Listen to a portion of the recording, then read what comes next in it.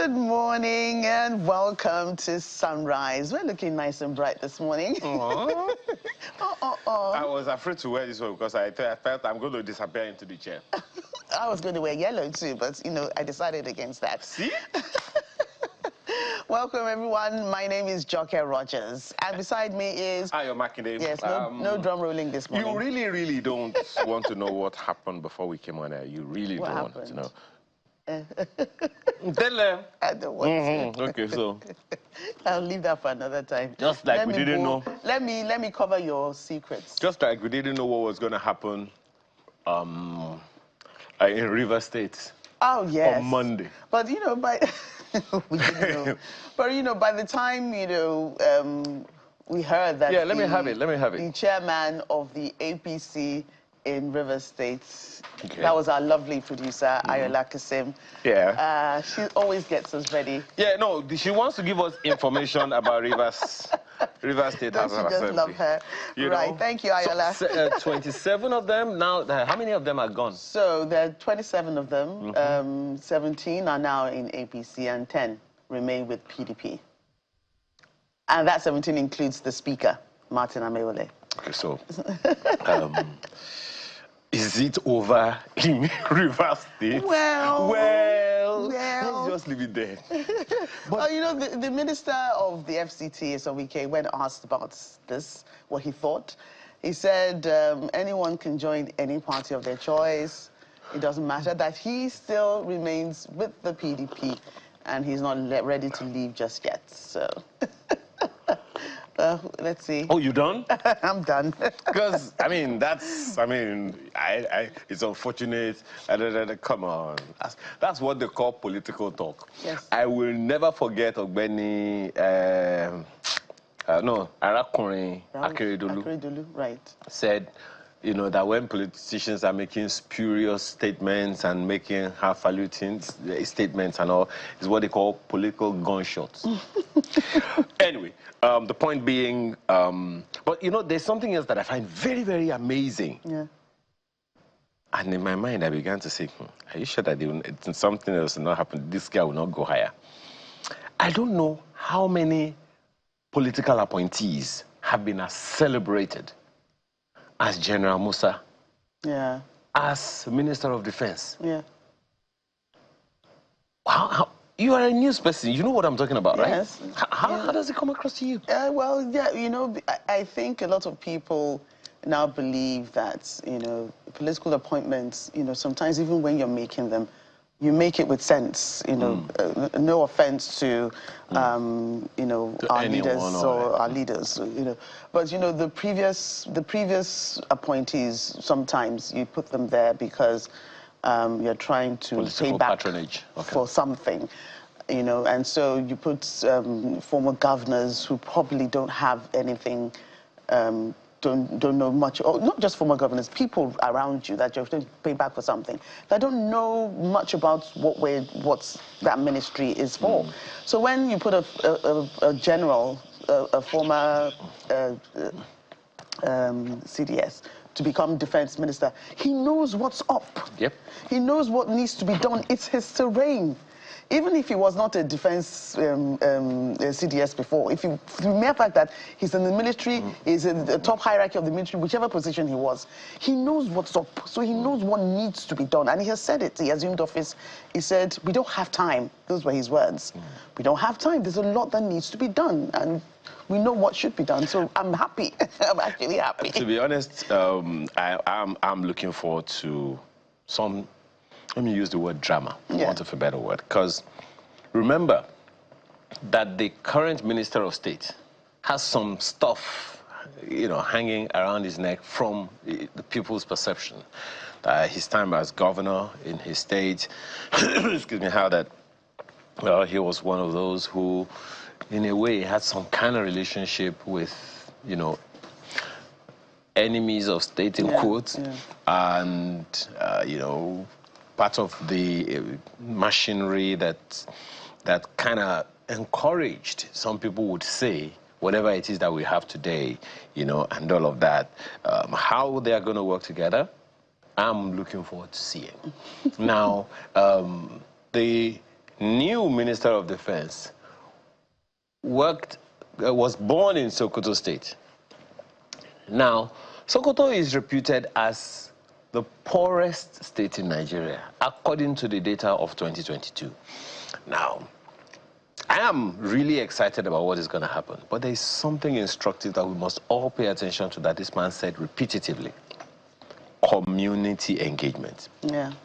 He kept talking about citizen participation, citizen community engagement, and all of those things. The only way he might experience frustration is if we as a people don't collaborate with him, and if we as a people don't find our own place in the things that he is saying or doing for us. So I'm happy for him. Yeah. He is very, very happy. He's pumped about it. By the way, I will speak like a woman right now.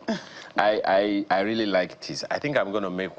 I was going to mention that I loved, what he wore when he was looking very different. I'm going to look for. I'm going to. I love the cap. What would they call that? Is it the hula or hoopa or something like that? I don't know. That's what they call the cap. Yeah. So. But it's looking very, General Musa, I'm coming to your wardrobe for that particular, just that one. And speaking of collaboration, I think yes, just 1 minute, please. Our time is up for the chat, but I want to put this in. Speaking about community engagement, in Yobe State, one of the traditional rulers, I think just yesterday, has said that he has warned all community leaders that they will be held responsible for any killings and kidnappings that goes on in their communities, that they're not even going to wait for police and security.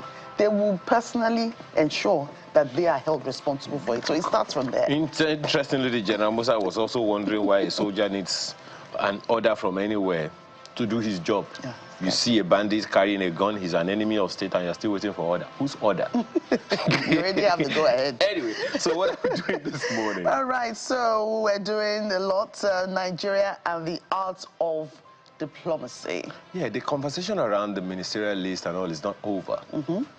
Career ambassadors, non-career ambassadors, some people are hearing that for the first time. Anyway, then we'll be talking about Lagos building approvals, find out what that means. And God's Kingdom Society's Feast of Tabernacles 2025 conference.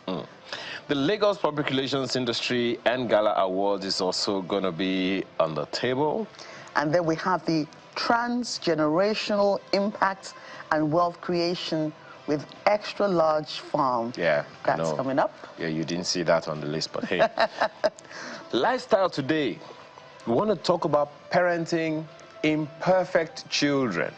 Who are imperfect children? I know, that's the first question you're asking. And then, of course, we'll have the Artist of the Week. And the Artist of the Week is in the cooler. So, do us a favor. Yeah. Do what you normally do. Get your cup of cocoa and or cocoa. Or coffee, or cocoa. Whatever it is I'll introduce that they drink. I will be right back with you. Stay with us. Challenge we've been having in our country in a while. It's something that a number of people have been talking about for a while, and particularly about the image of Nigeria. And to imagine, Joke, that issues around security will come from a diplomatic angle. Yeah. That's new. Well, it may not be new, but it's something that could be, like, at the back of it all. No. And it just takes something to bring it to the fore, really. Everything is connected. There's no doubt about it. But so imagine that we now began to we seem to be taking security a little more seriously because of a diplomatic angle. That's new, and I think it's, bearing some fruit. But that diplomatic angle itself, the president had been criticized so many times. Oga, why have you not appointed these guys for so long? Yeah. And in fact, I even heard saw a documentary recently that the fellow was saying that the list of ministers, or rather, of ambassador nominees, yeah, had been on his table and the presidency for about 2 years. I'm wondering, what were we waiting for? But anyway, that's so that among a number of other things. So on the one hand, you also know that there's been a lot of criticism about that list.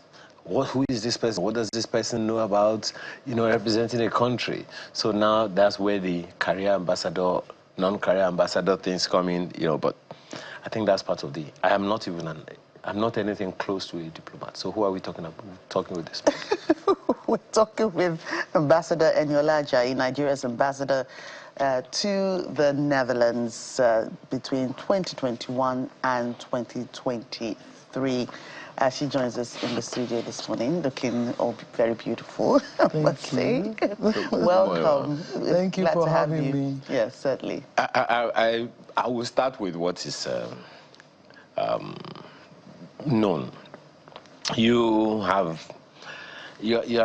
also served as what they call an ambassador extraordinaire and plenipotentiary of the Federal Republic of Nigeria to the UK. No. To the Kingdom of the Netherlands. Yes. Interesting. This whole ambassadorial back and forth, what do you make of it? That your question is too vague.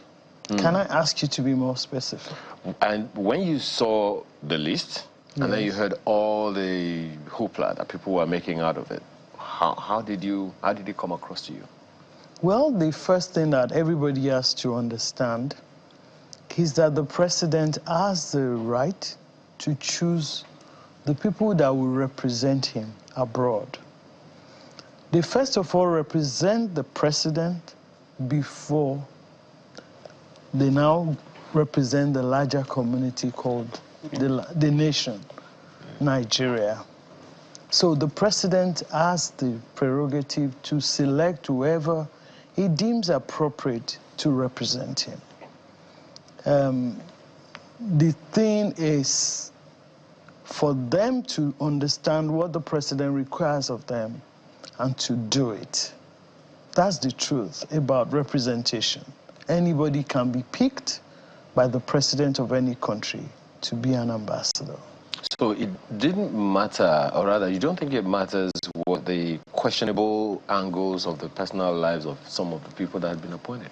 Of course it matters. Okay. One of the things, but I'm not suggesting that anyone has a questionable past or character or anything. One of the things written on our letter of credence that you present to other countries is that this person has been found worthy in character and in everything to represent the president of the country and has the full authority of the president to execute orders on behalf of the country.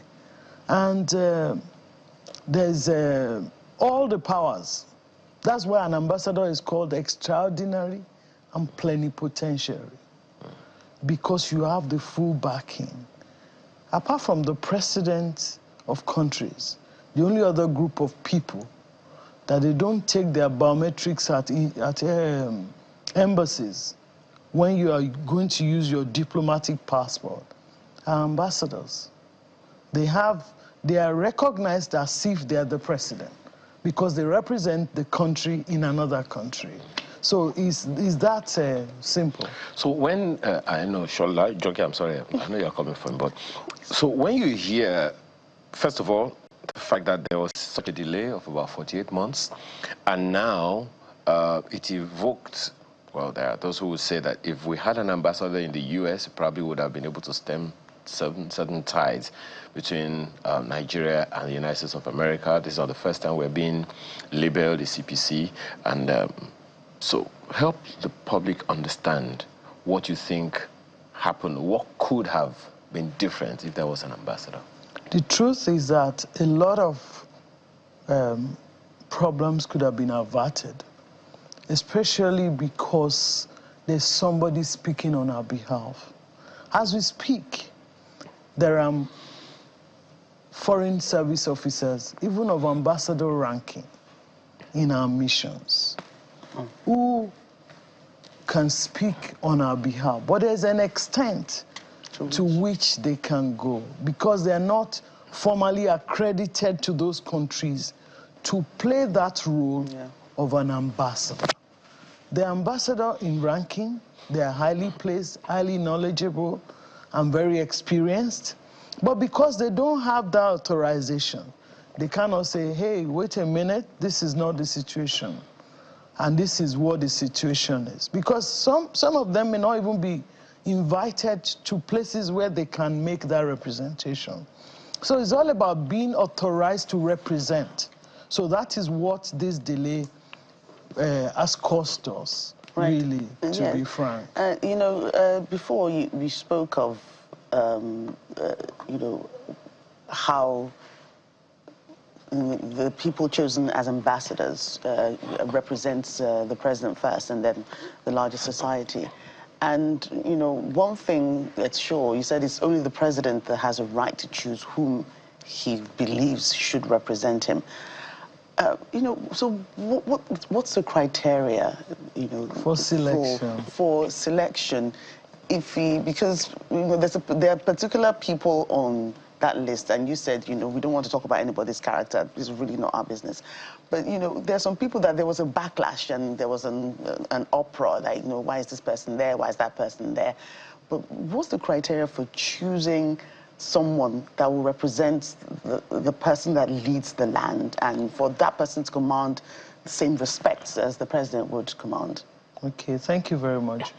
There are many things that are taken into consideration in the selection of ambassadors. One of them is that this person, there's a particular need from different countries. You know, there are things that, for some countries, over the years, you will send somebody who is a military personnel or has a military background, maybe for some reason, to such countries. And then for a place like the Vatican, you will usually send a Christian.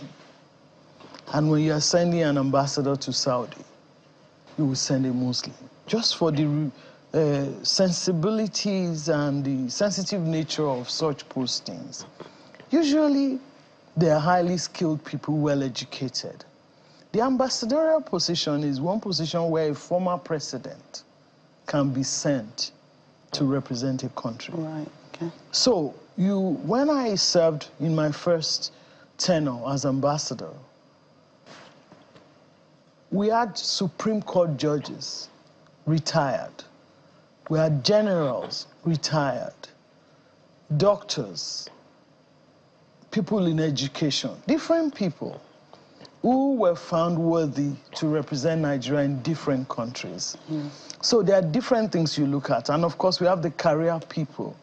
Usually, career ambassadors get sent to places where we have multilateral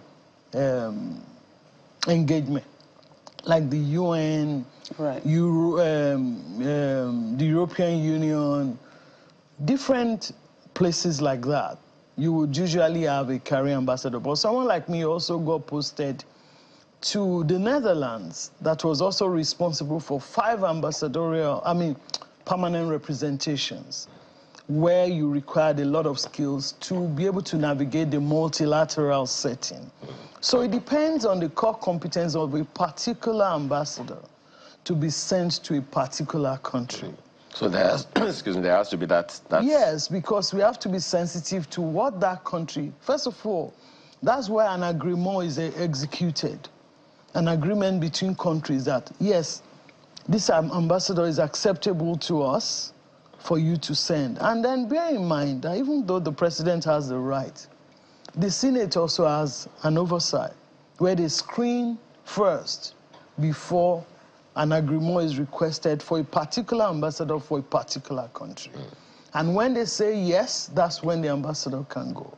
So there are different things you look at in terms of core competencies and all. But one thing I want to say is that irrespective of your background, as long as you are properly educated, you are given what is called a station charter to be able to know what is expected of you in this particular country. What are the limits? Yes, the president could tell you that, oh, what I'm after in this particular country is for you to make sure our relationship in this particular area remains cordial and that your representation is very robust.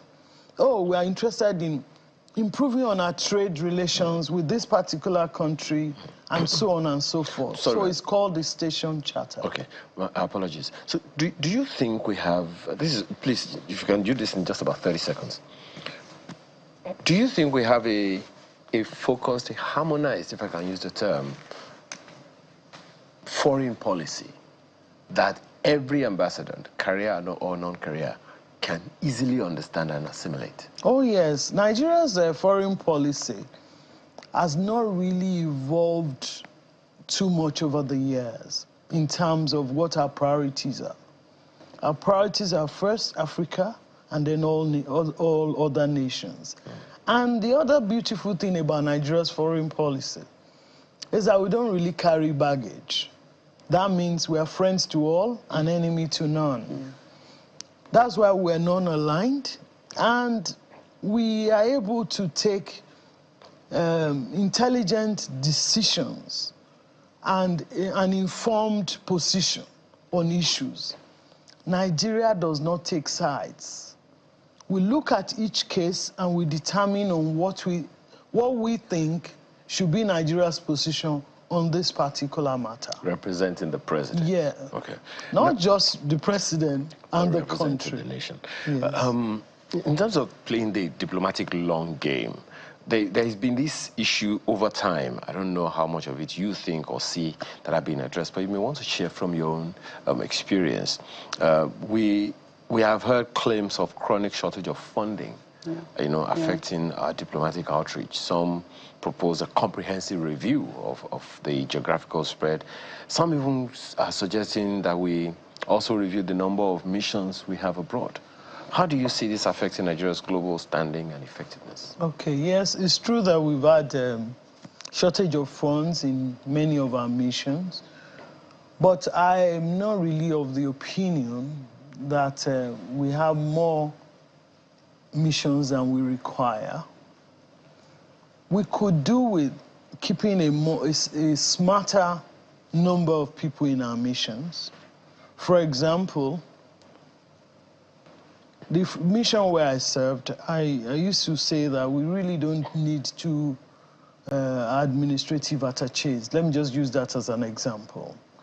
Because the work that was required in that particular mission, I'd rather have an extra, maybe foreign service officer, who will be able to do the core of the work that we were doing. So the number of missions is not a problem. Funding is something that we must look at a way to make it effective.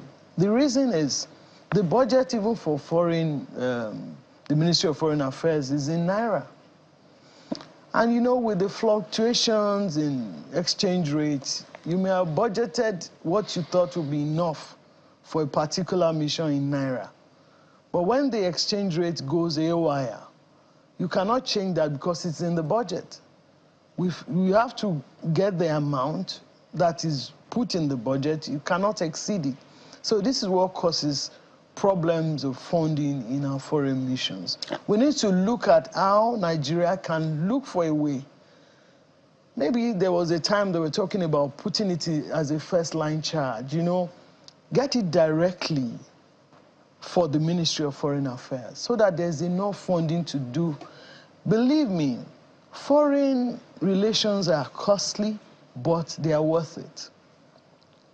Not doing it is actually costly, and not doing it well.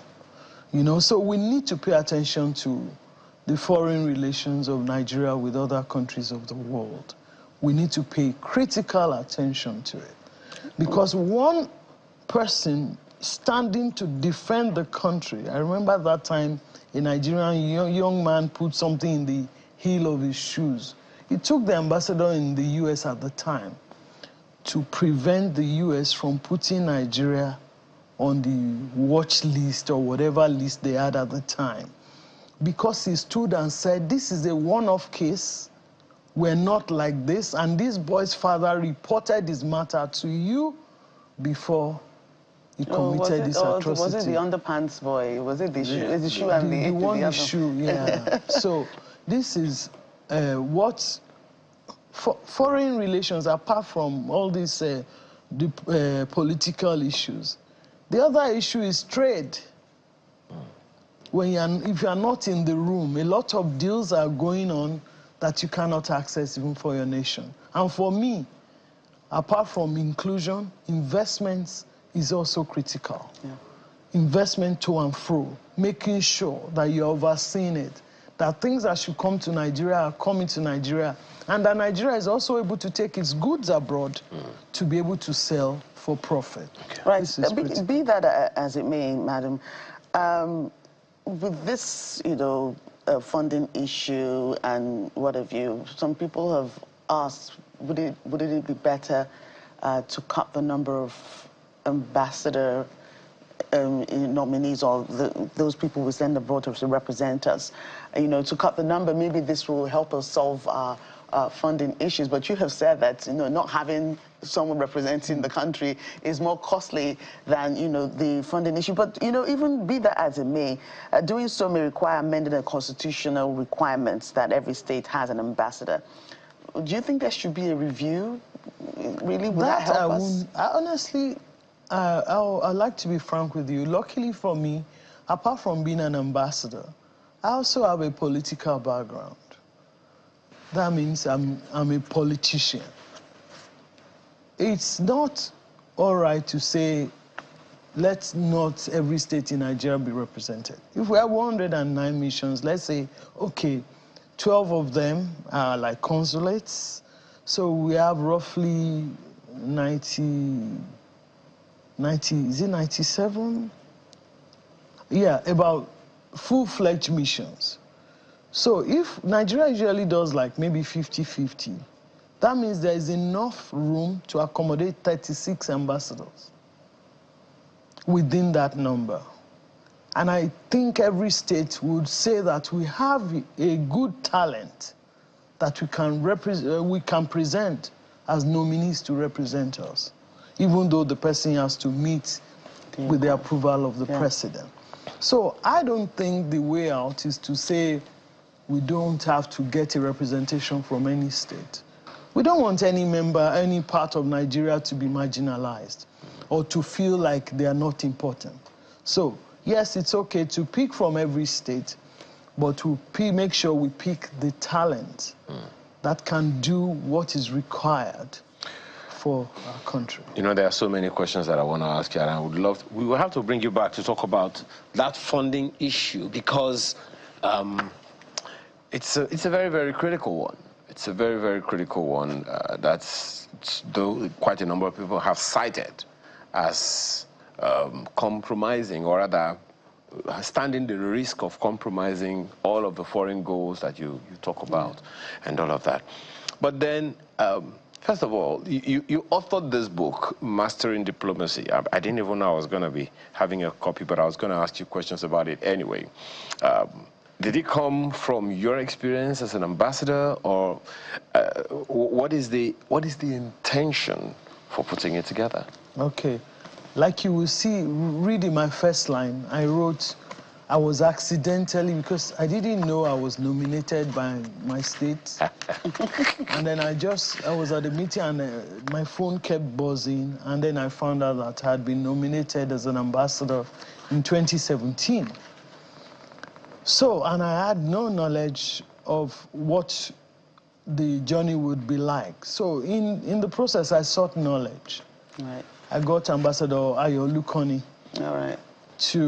Olukoni, he corrected me, to give me some insights on what to expect on the journey. Then he also recommended a book by Ambassador Olushola Shanu of blessed memory, which I read.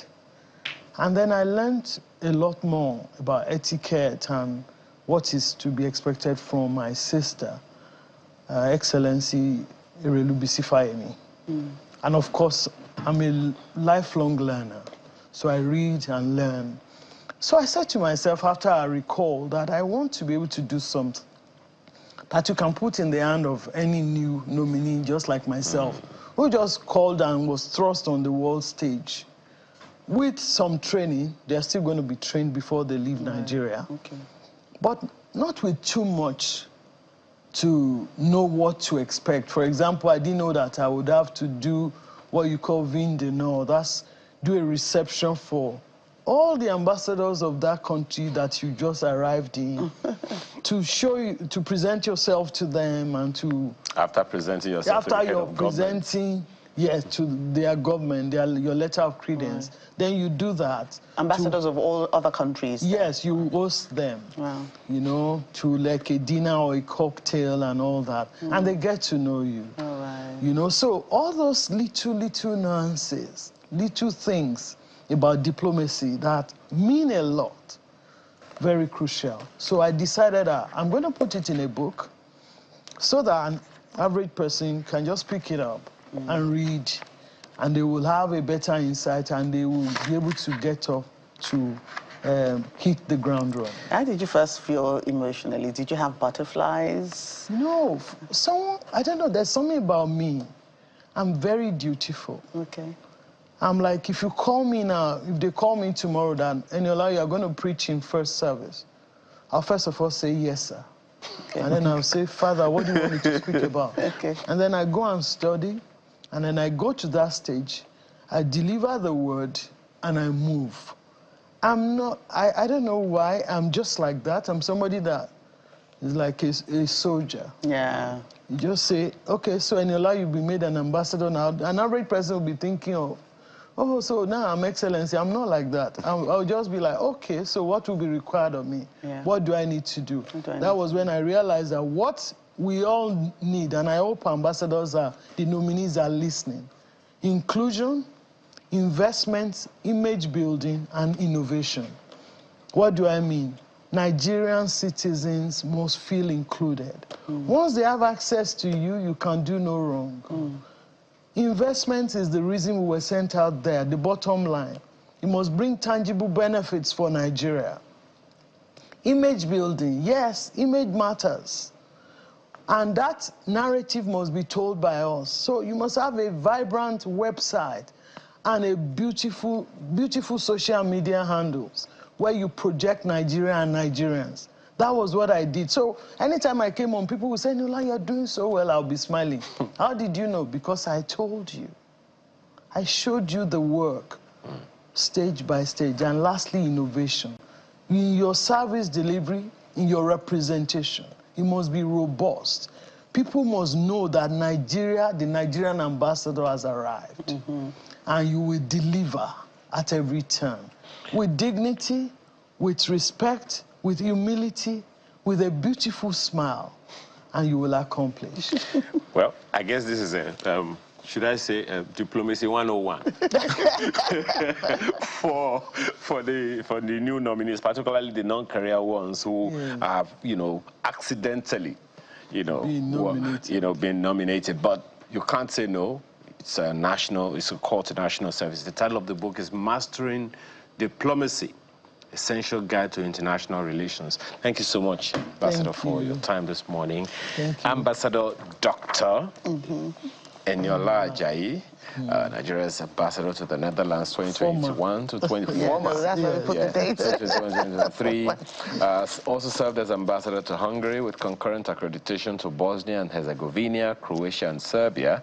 She also served as the immediate past ambassador extraordinary and plenipotentiary of the Federal Republic of Nigeria to the Kingdom of the Netherlands. Thank you so much for your time again this morning. Thank you for having me. Okay, in the meantime, we'll take a short break and we'll be right back for the next convo.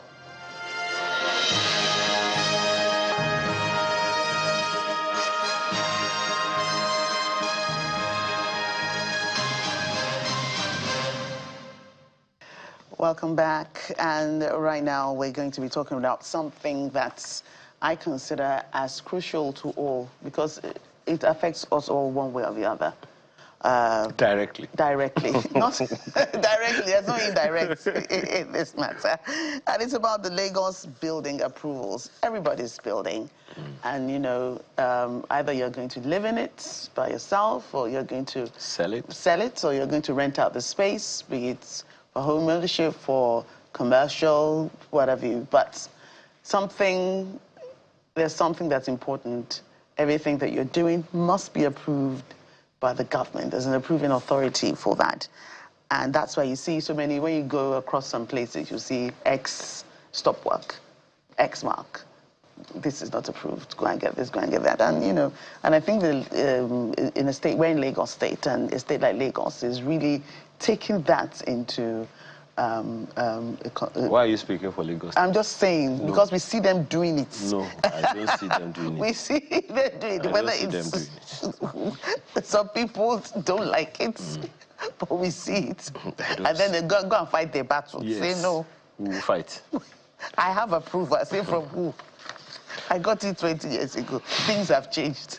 It's not part of the master plan. All sorts of things are here. Okay, so now that Joke is very happy with the Lagos State government, she has some explaining to do, but we'll come back to that some other time. So people are saying, you know, we have with us here the Commissioner for Physical Planning and Urban Development in Lagos State, Mr. Oluyinka Olumide. Thank you so much for your time today. Thank you very much. This whole, beg your pardon, Dr. Oluyinka Olumide, what's this whole, you know, planning permit amnesty program about? Yeah, thank you very much. Good morning, Lagosians. I'm very happy to be here today again. Remember the last time I was here, the aftermath of the Trade Fair Complex saga, where we went there, still on the same reason, developments in Lagos State without planning permit approval. Now, this is an opportunity again given by our dear governor, Dr. Olushola Babajide Sanwo-Olu, the governor of Lagos State, giving us this opportunity once again that we call the amnesty period for Lagosians to get their building plan permits. We've recognized the fact that there has been a lot of buildings done without due course of the law, which means without planning permit approval. And that's why this amnesty program is coming up from 1st of November to 31st of December this month, whereby existing completed building under habitation, people can now come forth and get their building planning permit approval without any penalty. That's the whole essence. Without any penalty. Is not for new building coming up, and it's also not for building under construction. It's exclusively for completed building under habitation. Right. So what do they, you know, have to do within that? What about, you know, there's some buildings that are in existence that are already, you know, people are already living in them, but they probably don't meet, you know, the standards anyway, but the people live there anyway. And with this amnesty, are you saying that they will still get, you know, their certification or whatever it is that the government is going to give to them without any inspection to see if it does meet the state government standards? Yeah, thank you very much for that question. The amnesty period covers only buildings that are able to meet the statutory standard. All the necessary parameters governing planning permit approval will be assessed. It's not to compromise legality, no. The building must meet all the required requirements for the granting of planning permit approval. Just to be clear, tell us the list of approvals that must be obtained before construction commences, and particularly in this amnesty program, tell us the list of approvals or, you know, regularization that people need to do. Now, if you have a building that has been completed, maybe for one reason or the other, approval could not be gotten as at the time of commencement of that development, now is the opportunity to come. And what are the requirements? You get your consultants to produce your drawings for you, the architectural drawing, and the, in this case, the building is already existing. So you will also get an engineer who will give letter of indemnity on it.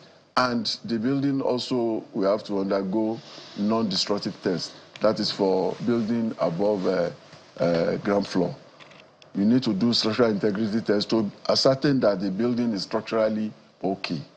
Then you also need what we call a looper that the town planner will produce for you, as well as the planning reports that will be produced by the town planners. And of course, the land title document for the land must also be produced, as well as the survey. So these are the basic requirements. And again, you also have to show your evidence of tax compliance. I was waiting for that. I would have been very surprised if it was not included. I was waiting for that. I mean, you will agree with me that with the level of infrastructural developments you have in Lagos State, you know. So, I mean, and this are coming up basically because of people's readiness and their compliance with their tax status. So it's very important for us in the state. Just last week, the governor presented the budget at the House of Assembly, and you are aware of what we are committing ourselves to. And for that to be successful, a lot of effort has to go in terms of internally generated revenue. Okay. So the tax issue is very, very important. But then another thing that I think people have found cumbersome is having to go from one place, one office to the other to get these reports. And I think sometimes that's even where they have problems. That's where some, they have to make some compromises to some officials of government and all of that. So is that process still on, or is there a central system where they can just go to? For planning permit approval, you only need to interface with the district office, which is in all the local government and LCD areas of Lagos State. You don't need to go anywhere. The only thing that may warrant going is that, of course, you need to get your own team of consultants, your architect that will generate your drawing as it is, that's as-built drawing, and your town planner that will produce all the necessary reports. Then the engineer that will do because you may not be a professional in the discipline, so you need an engineer to assess the integrity of the building. So they're all consultants, basically, and your tax status, there is no need, there's nothing else again. Of course, ab initio, you couldn't have gone into that development without a form of survey. So presumably, you should have your survey, the registered survey. Then you also must have the title for the land. Of course, you have built, so you have the power of occupancy, you're already there. So all these things are necessary, because we have to be sure that, yes, the land you built on is rightly yours. Is it a digitized process, as in, is this something they can upload somewhere, or they have to go to the offices physically? Yeah, we have just a couple of weeks back, we've just launched electronically, like what we call e-planning permits. We've just launched it, and is under review presently. So for now, hopefully between now and the next 2 to 3 weeks, we should commence the e-platform. But for now, it's still the manual. You approach the district office and you make your submission. And you'll be given assessment without any penalty. Okay. Okay. People, okay, we've already established that, you know, there must be survey involved. Of course, by the time you are building on the land, you must have the deed and the title and all that. But, you know, what happens, you know, when, for instance, you know, that's for people who are just constructing. But for this amnesty period that you're talking about now, that ends at the end of this month, what happens to those who are unable to finish the process before December 31st? Well, once we've shown evidence of a commencement of the program, right. It could still be allowed some few days thereafter, but I cannot imagine what is going to happen after this. But that means you are living in an illegal building. And you know, the good thing is that, I mean, because Lagos normally takes the lead. Just about 2 weeks ago, Ogun State also started their own. Delta State has approached us Edo State has approached us. Anambra State has approached us because planning is universal. It's the same thing everywhere in the world. So it's nothing new. So people just must learn to cooperate with us and get this permit. Because as small as our phone is, you probably cannot use your phone for more than maybe 2 or 3 days if your SIM is not registered, which is a form of approval. The same thing if you have a car. You probably cannot drive it more than a week before being arrested by the police for not having the vehicle license. So it's basically the same thing, and it's very important. Sounds like the University of Lagos State. Everybody has to come and learn. You know, still talking about this amnesty program. Are there specific category of homeowners or, you know, property owners, or is it open to all? Yeah, it's actually open to all, but from our assessment, there are a lot of properties in the region of bungalow to about 2-story buildings. Majority falls in that category. The high-rise ones are, majority of them are very compliant with all the requirements. But basically, it's people at the lower ends that they should come out and do the right thing. So, and because it's becoming very, very serious now, if there's a need for you to submit any landed property document, once there is a physical structure on it, without approval, it's going to be turned down. That's the implication. So let me speak like a pessimist. Those who would think this is just another formula Lagos State is using to make money. Make money. Yes. How do you respond to them? Now, I'm sure you will agree with me that getting a vehicle license is not to raise money for government. It's not to raise money for government. It's basically to know the number of vehicles on the road and be able to plan for all the traffic management and things like that. Basically, it's not for. After all, the payments made on assessment is in the region of 5% of the cost of building. So for me, I don't think it's to raise money for the state. No. On the contrary, is to help them. There are a lot of people that doesn't even know the way we use property in this country now is not to the fullest level. People are looking for funds to run their businesses, and you are sitting on property that could have been used to raise funds for you to run your business, and that's an opportunity for them. And if banks or the fund house will not give you that facility if they are not sure that the building is recognized by the government. Okay. Because there are those who would say this is just money for the boys, because when they submit this money, we don't even know where the money goes and all those things. If you recall, anytime our governor goes out to commission any road infrastructure, Mali advised the people that this is for the people to benefit, and that landlords within that area should endeavor not to increase their rents. But what happened? The road has improved the building.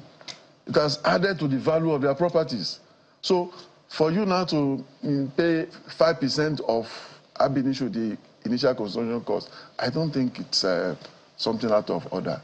If you have a simple, let's say, 2-bedroom bungalow, basic material will probably cost about 9 to 11 million. What you are going to pay as an assessment fee on that is in the region of 500 to 650,000 naira, depending on the location. So for me, it's not about making money for the state at all.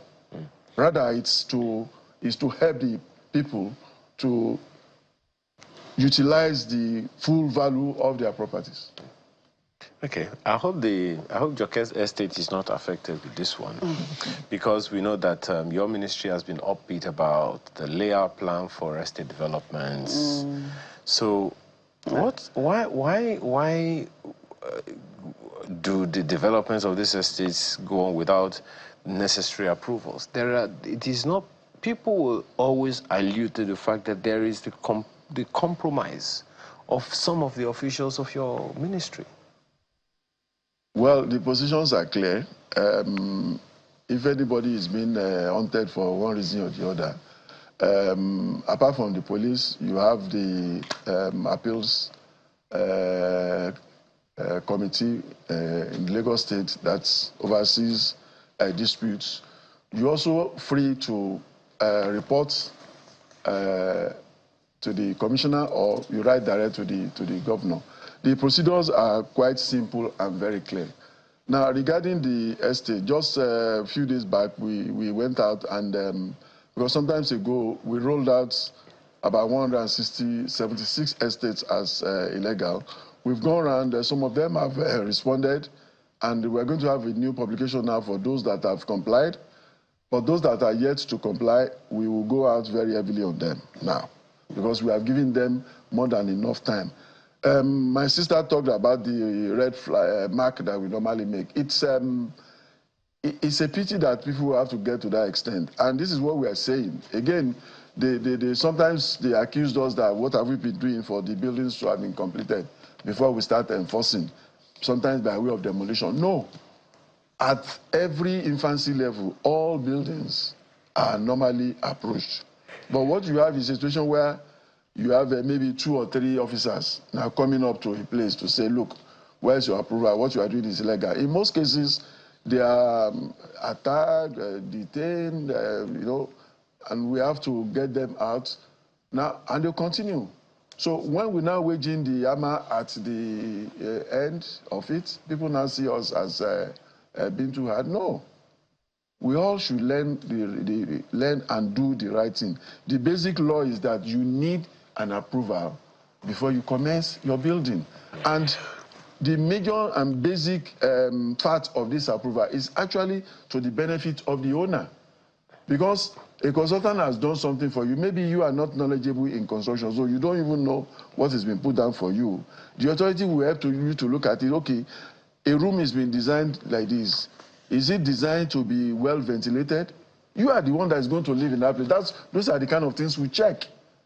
Now, the fire ratings of the materials that are they suitable for the type of building you are putting up? Now, in case of emergency, how do you evacuate people for office complex? These are things we look for, which is exactly in the interest of the occupants. Okay, now, so, Honorable Commissioner, one of the most memorable such incidences in Lagos is what happened in Oworoshoki. In there? Oworoshoki. Okay. That demolition, you know, touched so many hearts. Same as the trade fair complex, which some even, you know, were already referencing political interests or political permutations and all of that. The allegation is that the one in Oworoshoki was not initially approved by government, that was done surreptitiously in the middle of the night and all of that. So sometimes it's not the problem of what, it's the challenge of when and why, without, you know, due consultation with the people. How do you respond, sir? Everywhere I go, people talk about this Oworoshoki. Oworoshoki's case is a very simple one, because this is a settlement that grew up without proper planning. And as a responsible government, we have the responsibility to ensure that we do the right thing. Now, regarding being notified, those people were adequately notified. Adequate notices were served at the right time, and they were adequately notified. And all of them, quote me, all of them were adequately compensated. And we have facts. The Commissioner for Information has all the facts. When they were being given the fund, the checks, and they have everything. They are fully compensated. That's serious. Interesting. Yes. Okay. I think it's a good place to... Just yesterday, if I may add, just yesterday, somebody called me. I don't know how he got my number. She said she works in a bank, and their house is being marked now, and it's been sealed. Unfortunately, she is a tenant in that building, and the landlord is not around. This is a building that's been built without approval. All we are just asking is for the owner of that building to come forward and regularize the status of that building. It's as simple as that. Interesting. Joke? Right, so we have, some comments from people here, saying that trying to get a building approval in Lagos is like getting out water from a rock. That's this, and this is not my word. Say, please tell the commissioner to stop exporting exploitation to other states he mentioned. But I mean, how do you respond to that? It's not really. I don't think it's really about you, but I mean, it's about maybe what the states are supposed to be doing and what they're not doing, really. A couple of days back, we are just rated as #1 in terms of ease of doing business. Yes. And to do any business, business can be done in the air or in the water. It has to be on ground. And to be on ground, it means in a building. To be in a building, it means it has to be planned and approved. And we are not forcing. People are just realizing that, look, Lagos State is getting it right. So let's go and understudy them. That is what is happening. You talked about ease of doing business. Yes. Ease of getting this planning approvals is not as easy. Yeah, as it sounds. I can assure you that it's a very, very simple and easy process. Get your consultants to do. We can do that for you. Get your consultants to design your desired building for you. Even those your consultants, especially, are supposed to know the procedure. Now, the problem now is that you got a land that is not yours or that is not buildable. If, for example, you are bringing a request for an approval in a land that is not, if, for example, it's an acquired land by the government, of course, we will turn it down, that you cannot build there, because the owner of the land will come at their own time. Again, if you bought a land that has been zoned for a purpose, let's say it's a place that is being zoned for industry, and for one reason or the other, you bought from the locals, and you're now coming that you want to build a residential building, we will tell you that it's not possible. And people to take it like that and either make a U-turn or solve it, they will now be going and be trying to lobby, bribe. It's just because that's the issue. If everything is correct, it's a very simple process. Communication between government and the people has been on the low for a long time. Yeah. So I mean, Lagos State government is doing that now. Not all commissioners, for instance, will come out for an interview. Not all commissioners, and so it leaves the gap for people to create all kinds of things. We have identified these lapses. Yes. There is a lot of gap in terms of education on the people.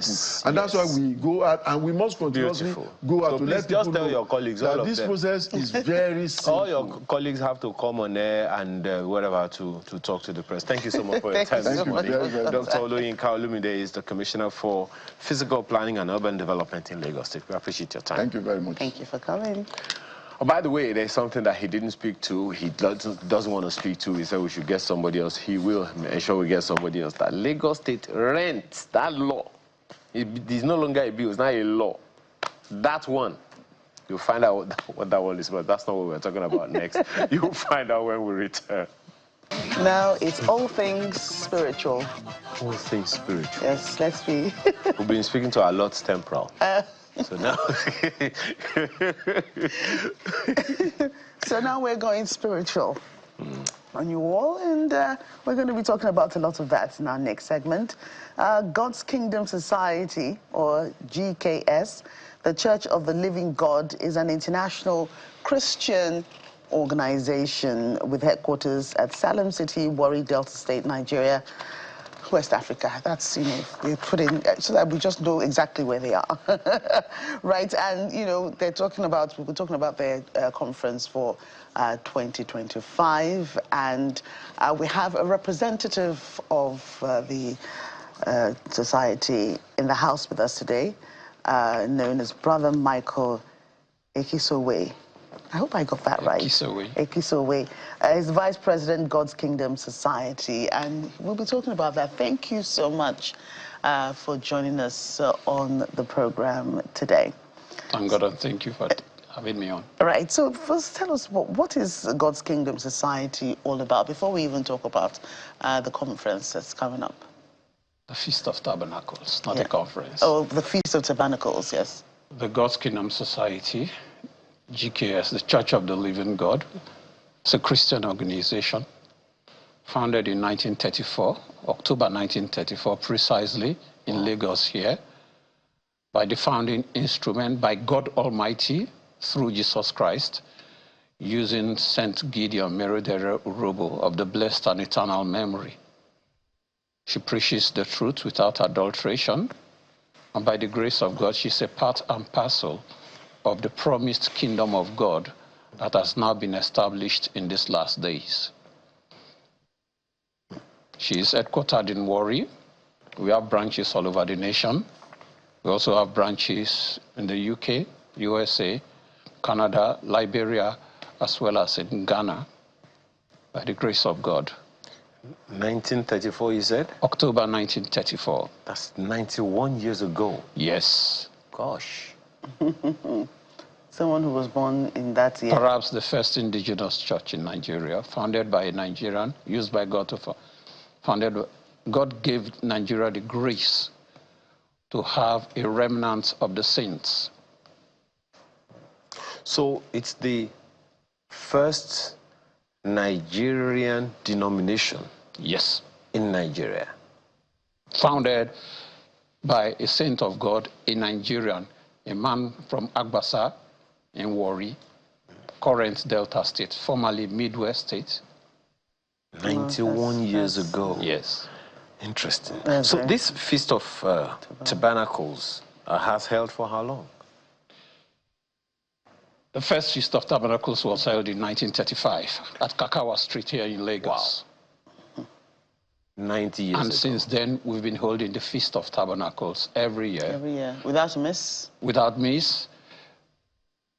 During the Civil War from 1966 to about 1970, we had to break it so that the people, the members in the East were holding it in places like Mbiri, Uzuakole, or Port Harcourt. Then those in Warri, where the headquarters held it in Warri, and so on and so forth. Then so it continued, but it was decentralized. Yes, it was decentralized because of the Civil War. In 1998, we had to hold it in Sapele because of the ethnic crisis in Warri. But since 1979, it's basically been held in Salem City, Warri, St. Robo Square. How about during COVID? I was going to ask that. During the COVID, we thank God that we were able to hold it inside one of our main service halls. Wow. Not outside, and it was online. Okay. Most of the members followed online. Right. And that was in 2020 and 2021. Yeah. Then 2022, we now moved back to the Central Robo Square, a bigger facility where we held it. Interesting. So please tell us what the annual celebration is about. We understand, for instance, that it starts, the Feast of Tabernacles starts December 14? Yes, December 14, by the grace of God. Okay, so it's an 8-day celebration. Okay. And it said it was a celebration commanded by God Almighty through Moses on their way to the land of Canaan to be celebrated for 8 days, according to Leviticus chapter 23, from 33 to 43. Now, God also gave directives how it should be celebrated. One, everybody should come. Your wives, your children, your maids, your housemaids, everybody. Then your neighbors. Invite everybody to the Feast of Tabernacles. Then God assured them that when they do come, there will be blessings. According to Deuteronomy chapter 16, particularly verse 15. Then the key part of the Feast of Tabernacles is this, according to Deuteronomy chapter 31, 10 to 13, is the reading of the law, the preaching of the teachings of God, the doctrines, the true doctrines of God. So, during the Feast of Tabernacles this year, we are going to have a total of about 15 sermons 15 sermons. In all 8 days? In all 8 days. Then we are also going to have Christian processions on the first day. That's for those in Warri and its environ. Then we are going to have a sisters procession on a Saturday. There's also going to be a sisters assembly on the Friday, where sisters will address themselves. They will take 2 sermons, minding spiritual things as a Christian woman in this age. Then the object lessons from the story of the woman Hannah. Then the other sermons are taken by ministers of the church. Okay. Then there's the president's message, passing the time of our sojourning here in fear, addressing the issue of our temporal state in this world, and that we live for a while. We are going to die if God permits it. Then what have we done to merit the grace of God on the day of resurrection? It's interesting, Brother Kisowe, that, you know, for instance, many people will be curious as to what is the relevance of the Feast of Tabernacles today. Thank you for asking that question. When God gave that command for the feast to be celebrated, it was limited to the Jews. In time, God Almighty gave a prophetic command in Zechariah chapter 14, 16 to 19, where he said specifically that it shall come to pass that all nations should come from year to year to Jerusalem.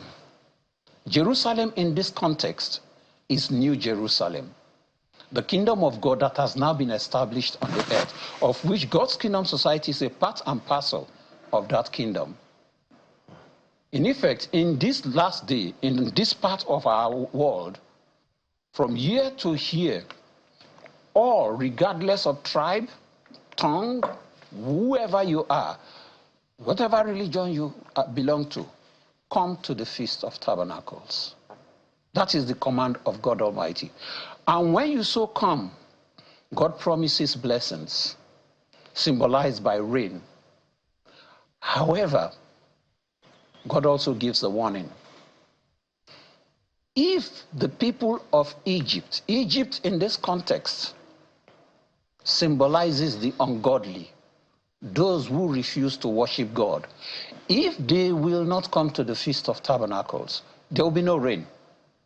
Rain here symbolizes blessings, according to Ezekiel chapter 34, verse 26.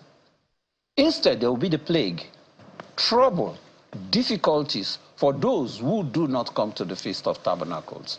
That is why we have taken out the time to come here and tell the people of the world that there is a festival ordained by God Almighty for all the world to celebrate in this age of the end of the world, for their blessings and salvation.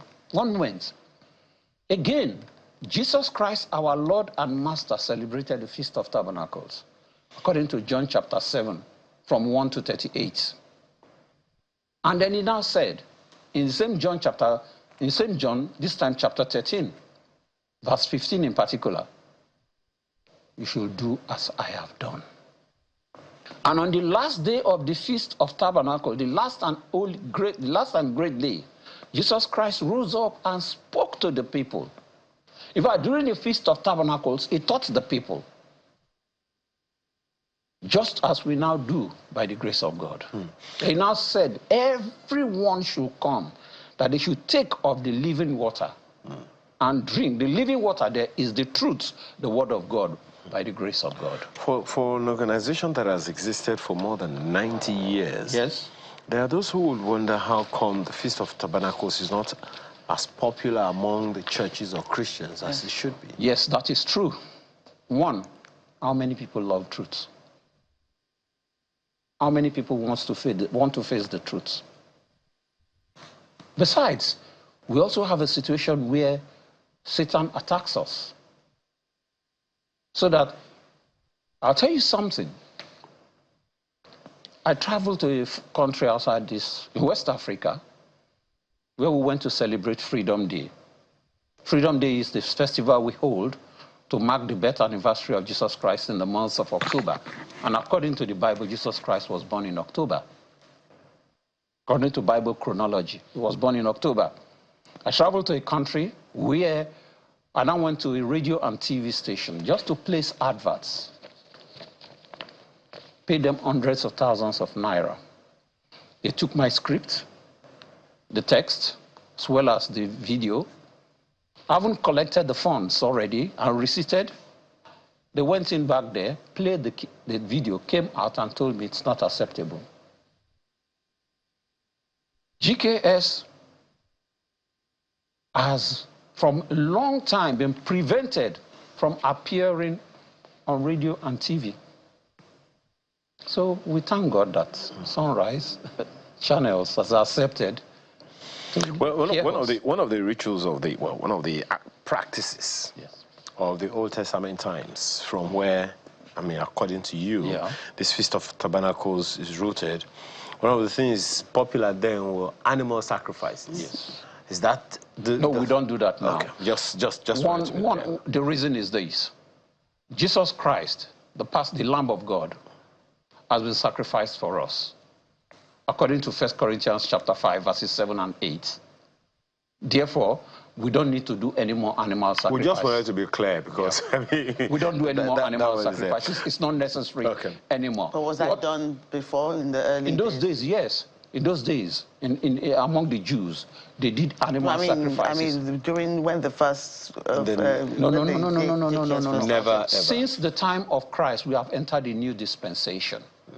And that new dispensation is the era, the age of Christ. Okay. In these last few minutes, Brother Kisewe, tell us again the dates for this event, the venue, the times, and if it's going to stream online. Yes. The God's Kingdom Society will celebrate the Christian Feast of Tabernacles from Sunday 14th of December to Sunday 21st of December at St. Turobo Square, Salem City, Delta State, Warri. All the events will start from 4 o'clock in the morning, in the evening, except the processions that will take place in the mornings from 8 o'clock. And then the Christian Women Assembly will be from 8:30 to 10:30, where the women will address themselves. But all the sermons will be from 4 o'clock. Then, on the last and great day, we'll have a holy convocation. The president of God's Kingdom Society, Brother Felix Ekundayo Adedokun, will now address the congregation and indeed the world on the sermon, passing the time of our sojourning here in fear. That there will be a declaration of faith by the laity of the God's Kingdom Society. Thereafter, we'll now have special thanksgiving where we will thank God Almighty for all that God has done for us throughout the year. And then pray to God Almighty, protect us in the years to come.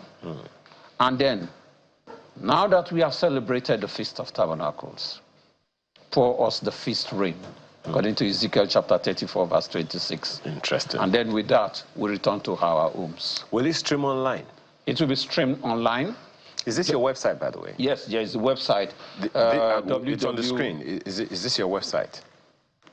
I think yes, so. It is. Yes, it is www.mountaingks.org. Okay. Right. We are also on YouTube, GKS Watch and Pray. Okay. And so on, and also on Facebook. So you can follow the program on YouTube and as well as on our Zoom platform. But that one you have to register.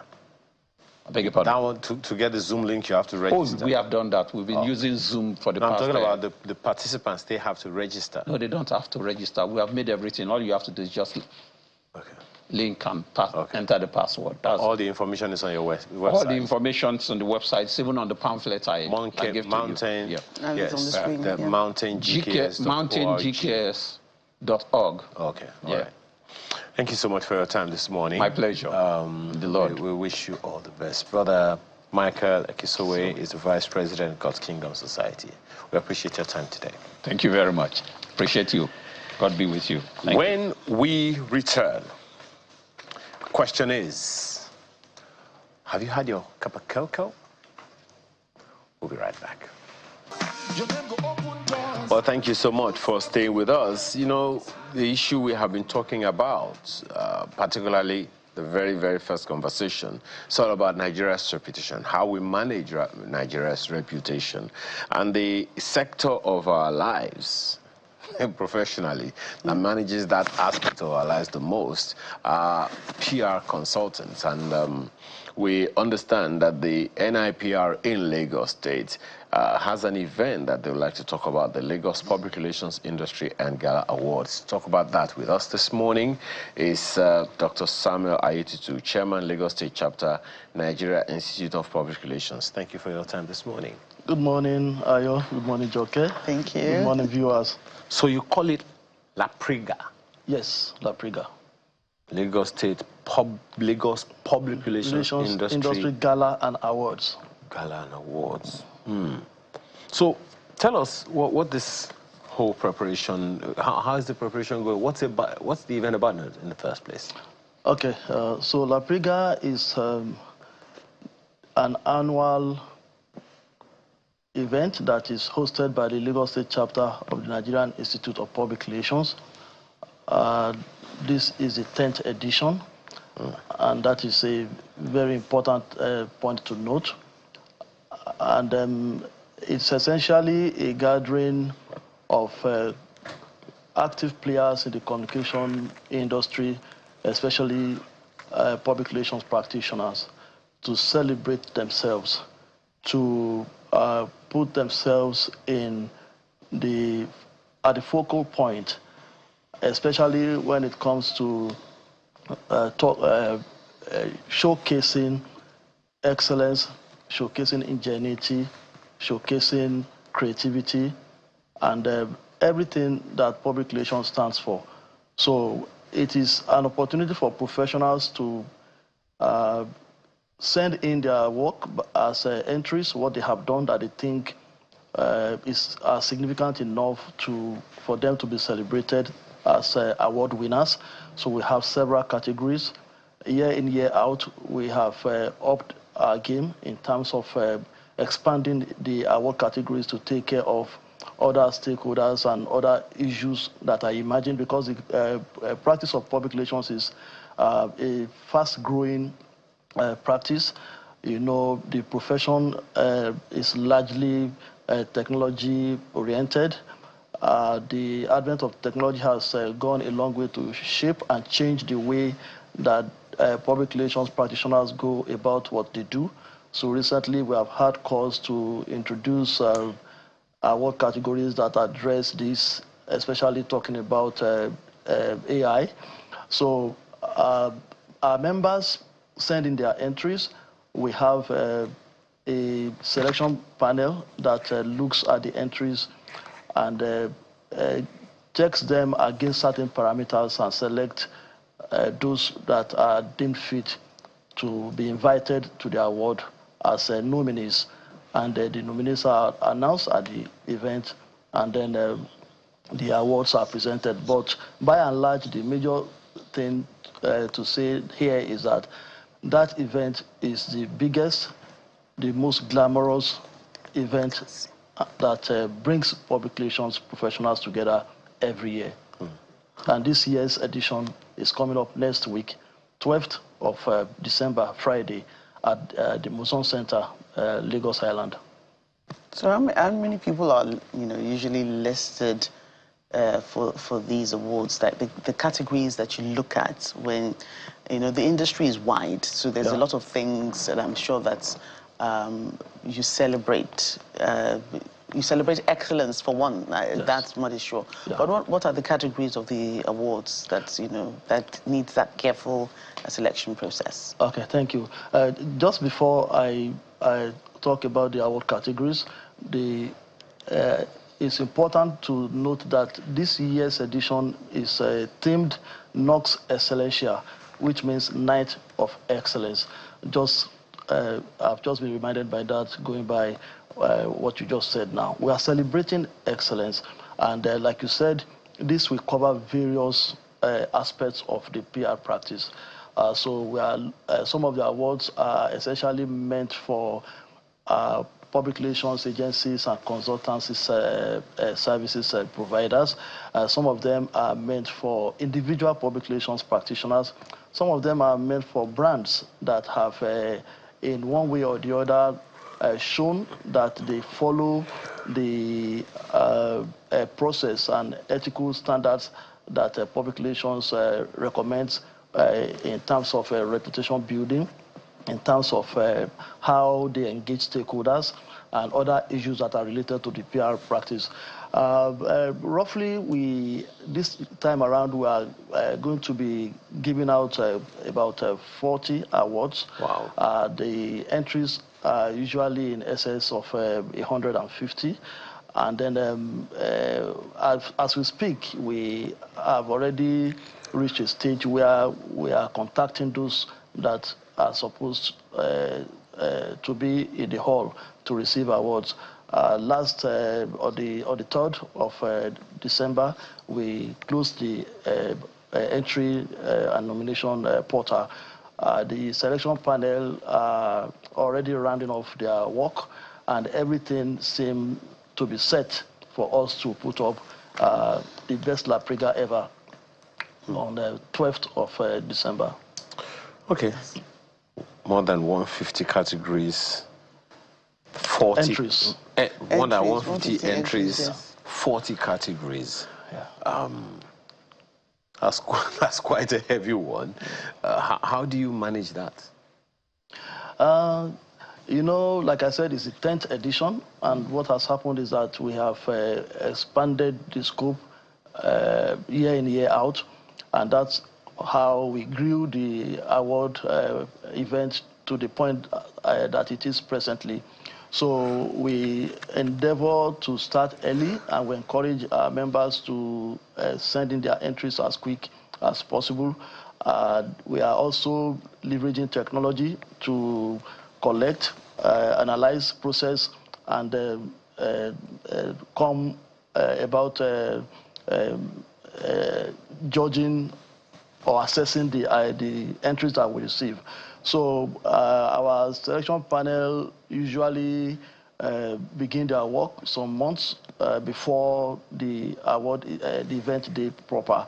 So as we speak, I can assure you that many, if not all, of the things that are supposed to be done in order to ensure that the outcome in terms of the results are fair, that they are just and acceptable to stakeholders have been taken care of.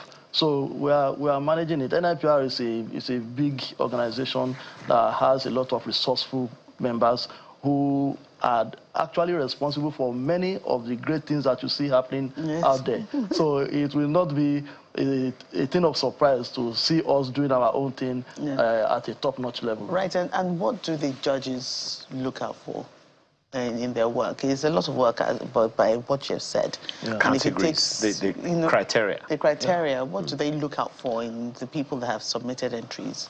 Okay, so for each category of the award, there are certain things that are expected for the entries to reflect. So, and it varies from one entry to the other, from one category to the other. But notwithstanding, I can touch on the one that is generic, that applies to every category. For instance, it's expected that someone who is sending in entry must be a member of the Nigerian Institute of Public Relations, not just a member. He or she must be a member that is in good standing, that's talking about financially and in terms of participation in the chapter's activities. So, and then essentially we are looking for work that reflects things that are not ordinary, not everyday thing. We are looking for creativity. We are looking for ideas that push the frontiers of the practice. So that is a key thing among the things that we are looking for. So we are also concerned about the impact and the effect of your work.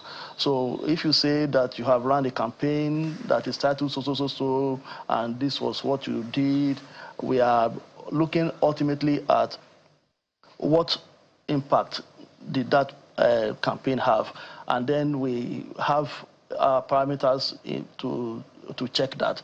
At times it's about how it has added to the bottom line of the organization that you are working for. At times it's about what how the public received that particular campaign.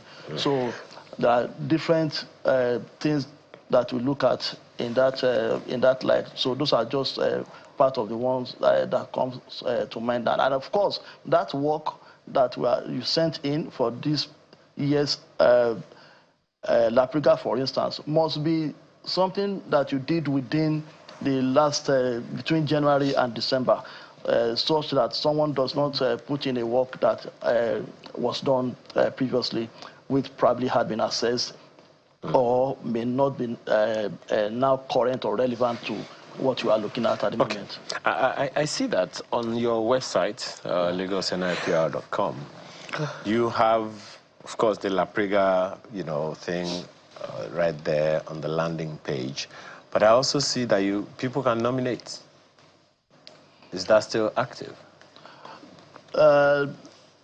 There are just about 2 or 3 of the categories that nominations are not essentially by entries. Okay. So that's why you are still finding that there. But even those ones that are nominated by people is not open. It's actually between ESCO and some stakeholders in the chapter who are able who are professionals and can assess correctly. Yes, who have the competence to say that this person has contributed to the development and growth of the profession in so and so ways, and we think that such a person should be considered for recognition. I'd like to take you up on 2 issues very quickly. They're similar.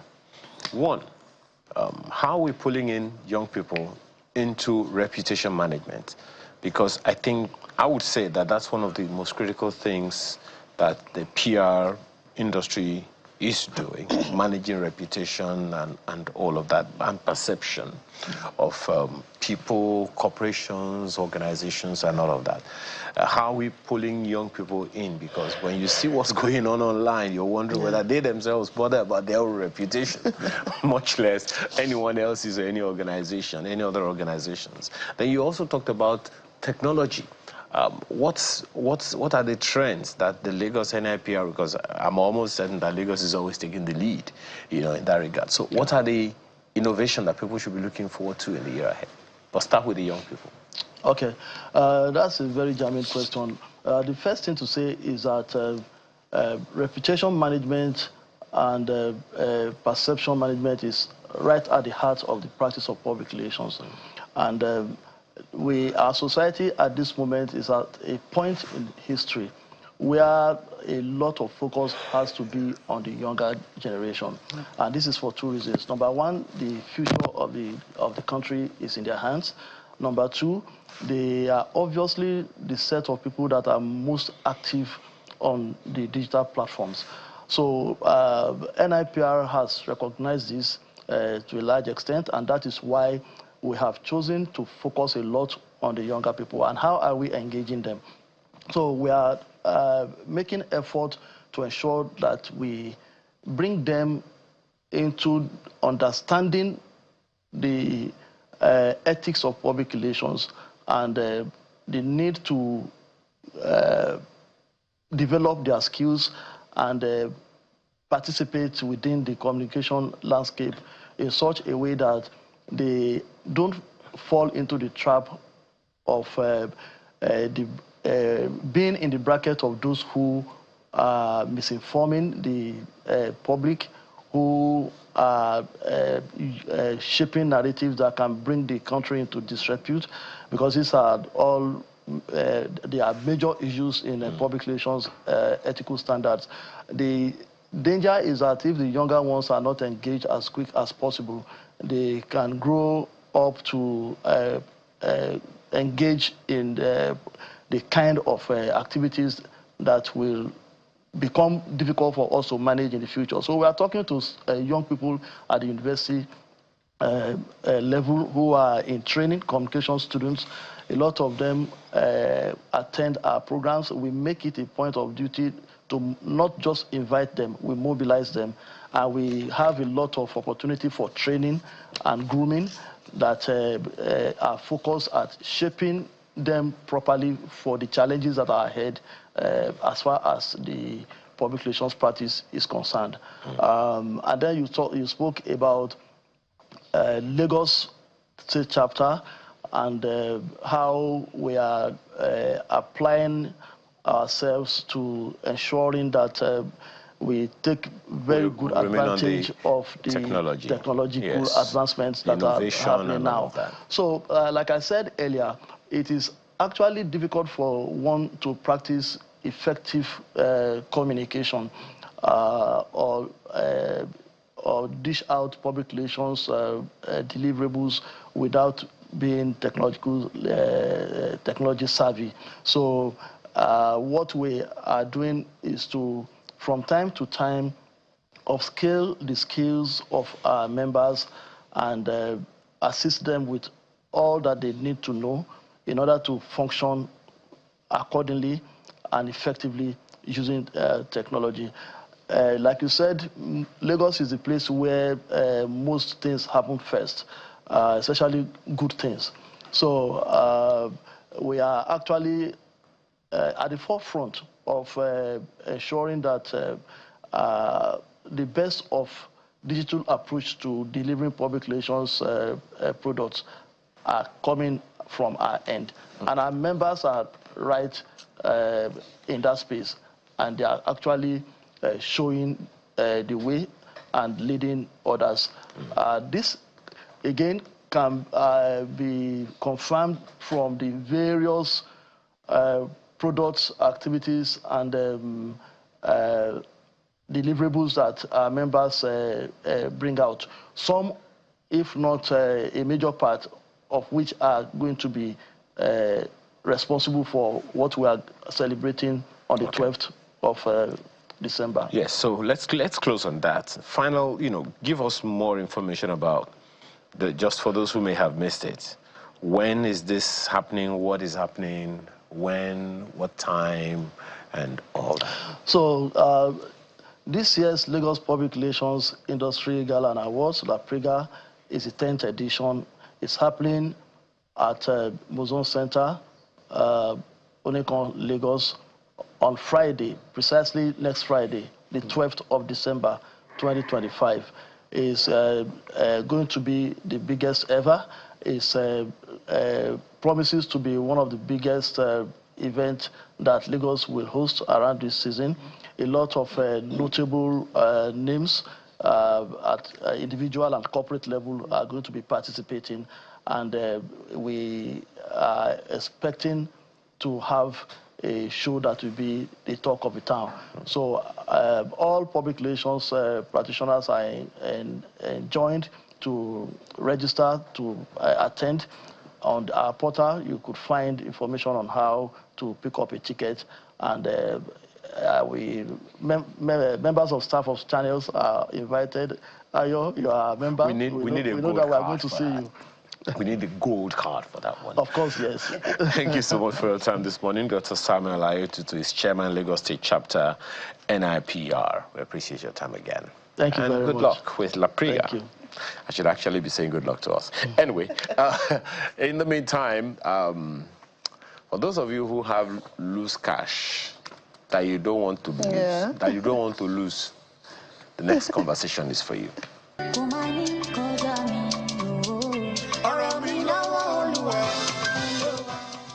Much for staying with us on the program until now. By the way, very quickly, let's remind you that on December 27, you are going to be arrested by the DSS. Don't worry. It's not the traditional DSS. Do not be afraid. I don't know. Stop putting fear into people's minds. Please. We are arresting Alibaba. We are arresting FC Larry J. We are arresting Wuli Agba. Many people have been arrested already, and you are one of them. But we'll tell you more about that in coming days. In the meantime, we're talking about transgenerational impact and wealth creation with extra-large farm. I'm sure you've heard that several times, severally, on Sunrise. So they want you to also arrest the loose cash you have so that you don't lose it. Don't arrest it just for December because January is dry. Transgenerational. Yeah, I'm just saying. It's not seasonal. No, it's not seasonal. Monthly. No. Oh, by the way, we have not expressed our word of the day. We'll come to that. In the meantime, you want to talk about wealth creation. So we're talking about wealth creation today. This is something that's, has been subject of discourse over time, because sometimes we have a situation where the parents, grandparents, they work so hard to build wealth, to do everything, and sometimes you want to feel like there's nobody to pass it to, or that your descendants don't want to be a part of it. But I think with what we have now, and the Gen Zs and Gen Xs and all the gens we have, and even generation, I think people want to live the good life, so they don't want to miss out. So they will all the generators that we have. So we have Dr. Moji Davids, Group Managing Director, co-founder, Extra Large Farm and Resorts Nigeria, and Extra Large Global Agritourism Limited, UK. Good morning again. Good morning again. Good morning, Sunrise family. Welcome again. Thank you. Thank you for having us all. So how's it been? I mean, you come here from time to time. So how's it been? This whole agritourism. Yeah, so it's been mind-blowing. It's been super encouraging. It's been, when you're opportunity to be able to do something, that is not only enriching the people, but also, having a positive impact on the people. And when we talk about impact, we talk about the number of jobs we're able to create just by infusing tourism into agriculture. Like I always say, the farm would have just been just remained a production center for food. It would have just been that only. But now bringing in entertainment, fun, culture, and everything wrapped up as tourism into agriculture, we're able to employ a lot more people, provide jobs for, you can't believe how many, people are also able to earn, stable, steady income from agritourism. We're also able to, save a lot of lives from untimely death. As you all know, Nigeria is a stressful place.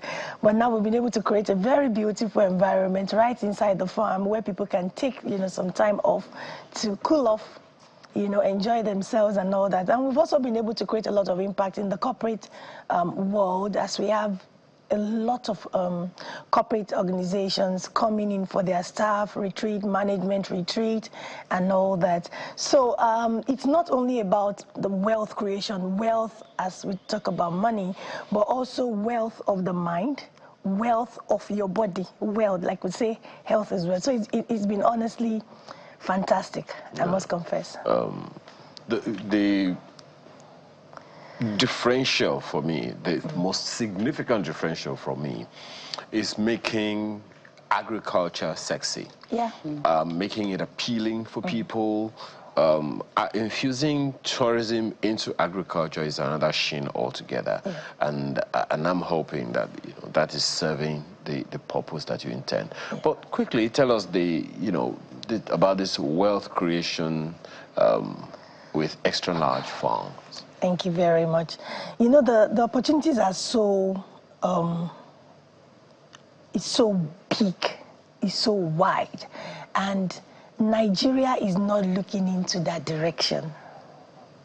You go to countries like Spain, countries like Italy, countries like France, and you see what they're doing with what we're just starting up.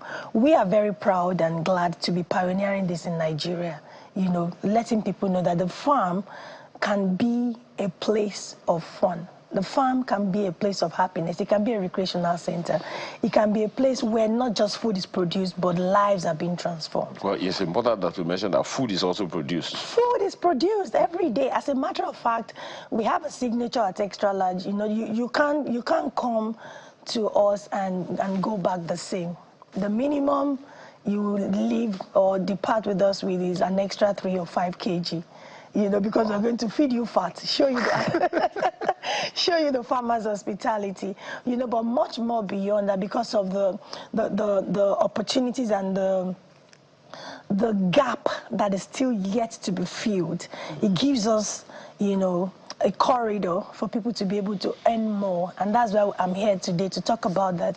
You know, yes, God has helped us to build this. Yeah, the first of its kind in Nigeria. And we are now opening it up, like we're declaring 25 days, you know, of impact and wealth creation through agritourism in the remaining 25 days of this year by raising 100 global agritourism ambassadors.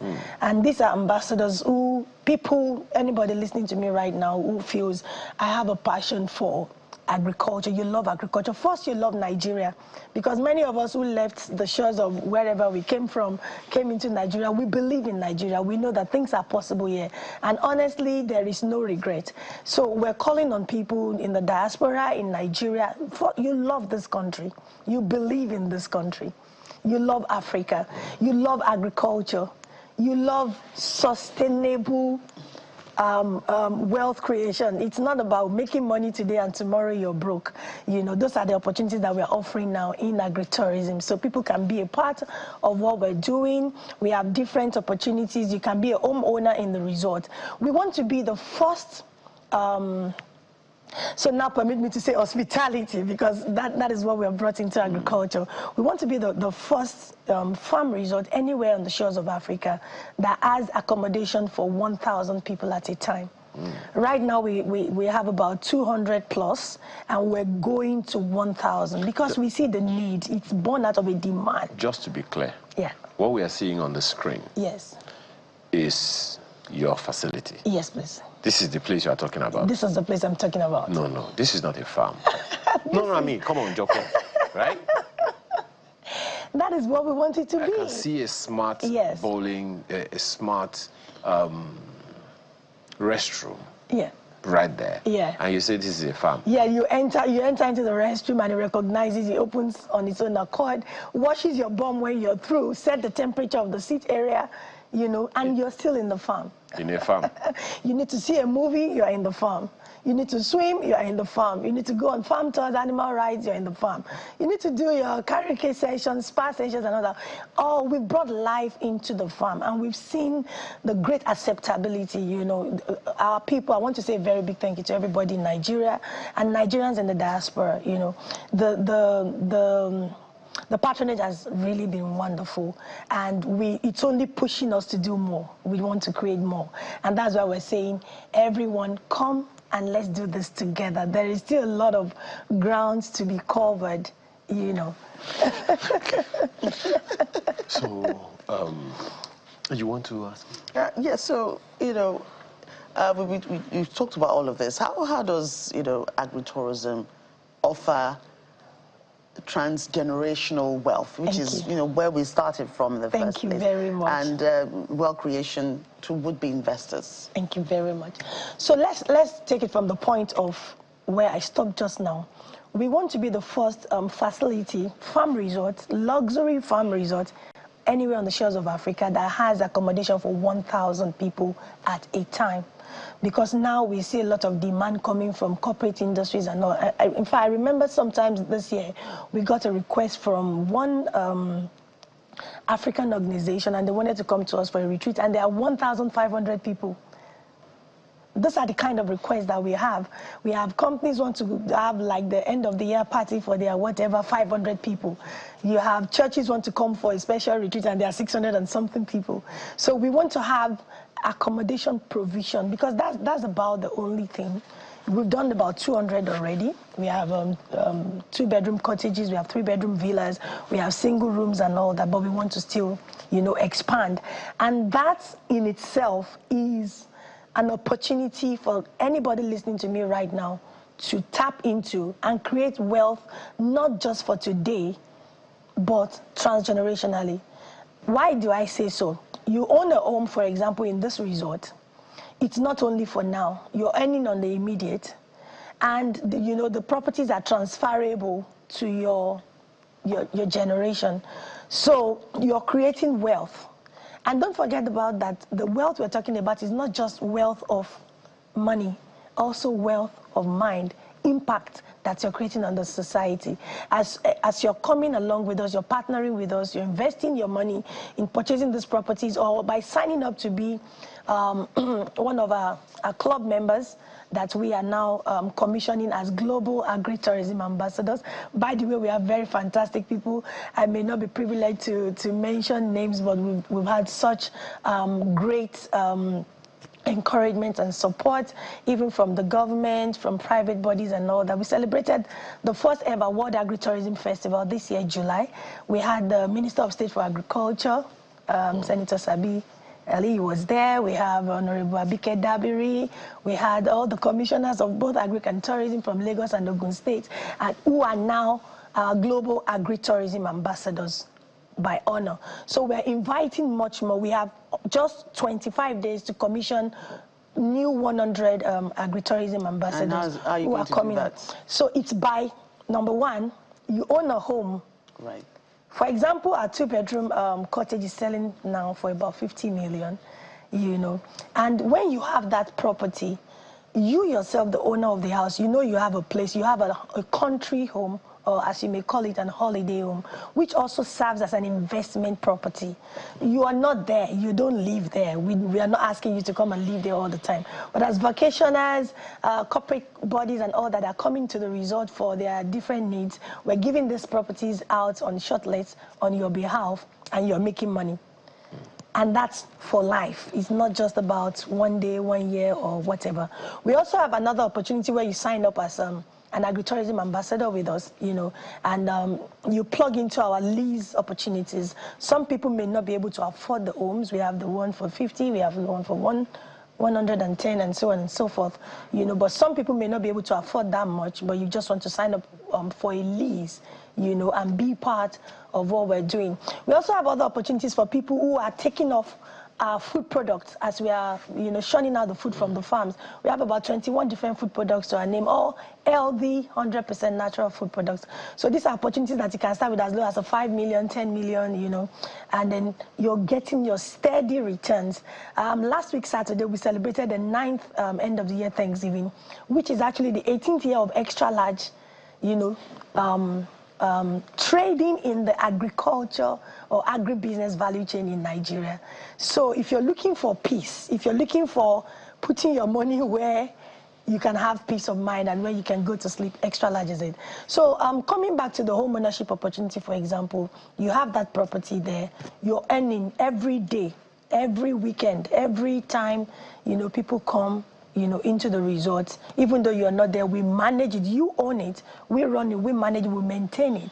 And you're making a lot of money. So, and for those who are just going into the lease option or to the food dealership or into the empowerment aspect of it, training, we have a lot of ways, that people can be a part of that. So quickly, you're saying that anyone who has a home on your farm has a country home. In other words, when they come, they don't have to pay to use the facility. They are the owners. They are the owners. Yes.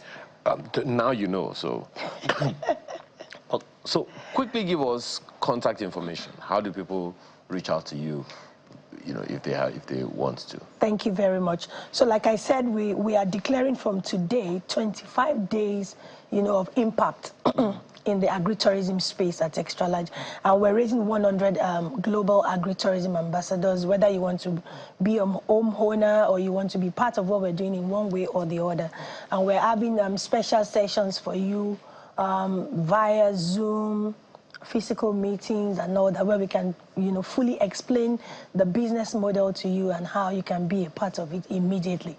Plus, there's a very big, unimaginable awoof going on right now. All of the people signing up with us now, we're placing them on food salaries for the first 6 months of the new year. Wow. So that means for every food product that we have at Extra Large, you are already guaranteed free food supplies, you know, from Extra Large Farms for the first 6 months of the year, just by saying, oh, I love what you're doing and I'd like to be a part of it. So anybody listening to me right now, though the numbers are on the screen, but I want you to just send a message. Just say, I'm in. I'm in. It's okay. Send it via WhatsApp to 081 71 60 60 21. 081 71 60 6021. And for those who would like to call, you want us to, you know, have a talk and all that, we also have another number, 081 51 333 555. Or they can just visit our website, homes.agritechcity.com. And for those who are looking for the dirtiest December ever, oh my God, starting from the 15th of December, in fact, we've even started right now, you know, you want to have Christmas in another shape entirely, like you've never had before. I remember growing up, they used to say, oh, we're going to the village for Christmas. But we all know Nigeria now. So you now have a village. So you have a tush village, a sophisticated village. You have a village with a touch of international hospitality, where you can have everything village-like, yet everything urban-like at the same time. Good food, good music, good culture, good environment, very beautiful people all around you. And we have a lot of package loaded into the and Christmas. for those fun lovers, you know, what does it take? How do you, you know, if you want to rent a place, bring your family, have a good time, how much does it cost to rent, you know, those homes, the facilities that you have? Will it shock you if I told you that with as low as a 300,000 naira, you have a 3-day stay with us? Wow. And that comes with accommodation, it comes with feeding, it comes with all the tours and attractions and everything, though there are different categories. But like as low as family, is it per person or for a family? For a family of about 4 or 5, you should be looking at a 450 for a 3-4 days. For 3 days. Yeah. Yeah. Okay. So the website again is homes.agritechcity.com. Yes, if it's for bookings for holidays or retreats or whatever, just agritechcity.com. But if you're interested in the home ownership or any of our packages, you want to create wealth, sustainable wealth for yourself, then just visit homes.agritechcity.com or just give us a call on any of the numbers. Do I have the permission to call the numbers again? Yes, please. Yes, WhatsApp directly 081 71 60 6021. And then the next one is 081 51 333 555. And for the first 100 people who are going to be contacting us today, I will be personally ensuring that, you know, they get attended to. I will also try my best to be there. We're going to be commissioning them as first 100 global agri-tourism ambassadors for the year, giving them all our AWOOF bonuses and placing them online to begin to earn forever through agri-tourism. Well, and let me just believe by faith that I'm included in that number without registration. Don't only believe by faith, believe in real life. You are there. And Madam is already wearing red. So that means Christmas has started from red today. December. Thank you so much for your time this morning. Thank you Dr. Moji Davids, really Group Managing Director, co-founder, Extra Large Farm and Resource Nigeria, and Extra Large Global Agri-Tourism Limited in the UK. We sincerely, that agri-tourism part gets me every time. Again, thank you so much for your time. Thank you so much for having us. Now, when we return, we're going to be talking about something I didn't even know that there was such an issue as raising imperfect children. I thought the child was perfect at birth. We're all not made perfect. No way! Child was such a perfect, beautiful, perfect. And then we now have to, anyway, find out what all that is about when we return for Lifestyle. Of your baby at birth. And you're like, oh my God, I'm a father now. You're so perfect. Perfect fingers, 10, 8 fingers, 2 thumbs, perfect toes. Oh, perfect hair. Everything's perfect. And they tell you, oh, you have a healthy baby boy or a healthy baby girl. We thank them very much. And then they begin to grow. And then what happened? First of all, I didn't hear they cry. Okay. Maybe later in the night when they don't allow me to sleep. But I get, where you're coming from. I think it'll be good to really understand, what this whole thing is about, because, there's this thing that I usually say, Joker, that we all desire to have a child. Yes. And we don't think about that ages, the different stages, toddler stage, adolescent stage, the challenges that come with it. We don't think about their infancy stage where they don't allow you to sleep in the middle of the night, they poo on your body, they wee-wee on your body. We don't think about it, we just want a child. And then everything else now starts. And then everything that made you who you are, they begin to test it. Those children.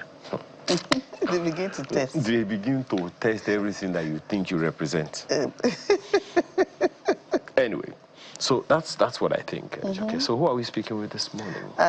Amina Yunus Ali, a family therapist.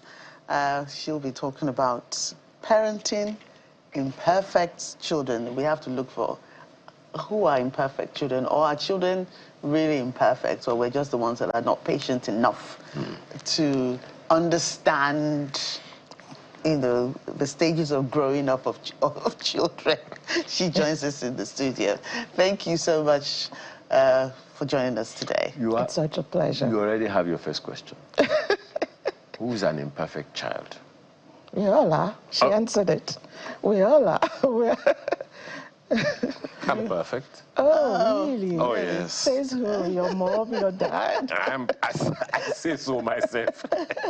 Yeah, we all are. I mean, we celebrate perfectly imperfect in all of us. Even as adults, it's something that we constantly position ourselves as. We understand our flaws, and we put it all out there on our statuses, on our stories, social media, and say, oh, you know what, nothing is perfect and everything. But when it comes to children, it's almost as though that's a slap to our parenting techniques. I mean, how dare you? Why can't you just be what I expect you to be? It's like you both mentioned in the introduction, we have this dream of having children, and that comes with ideas, fantasies of who these children are going to be.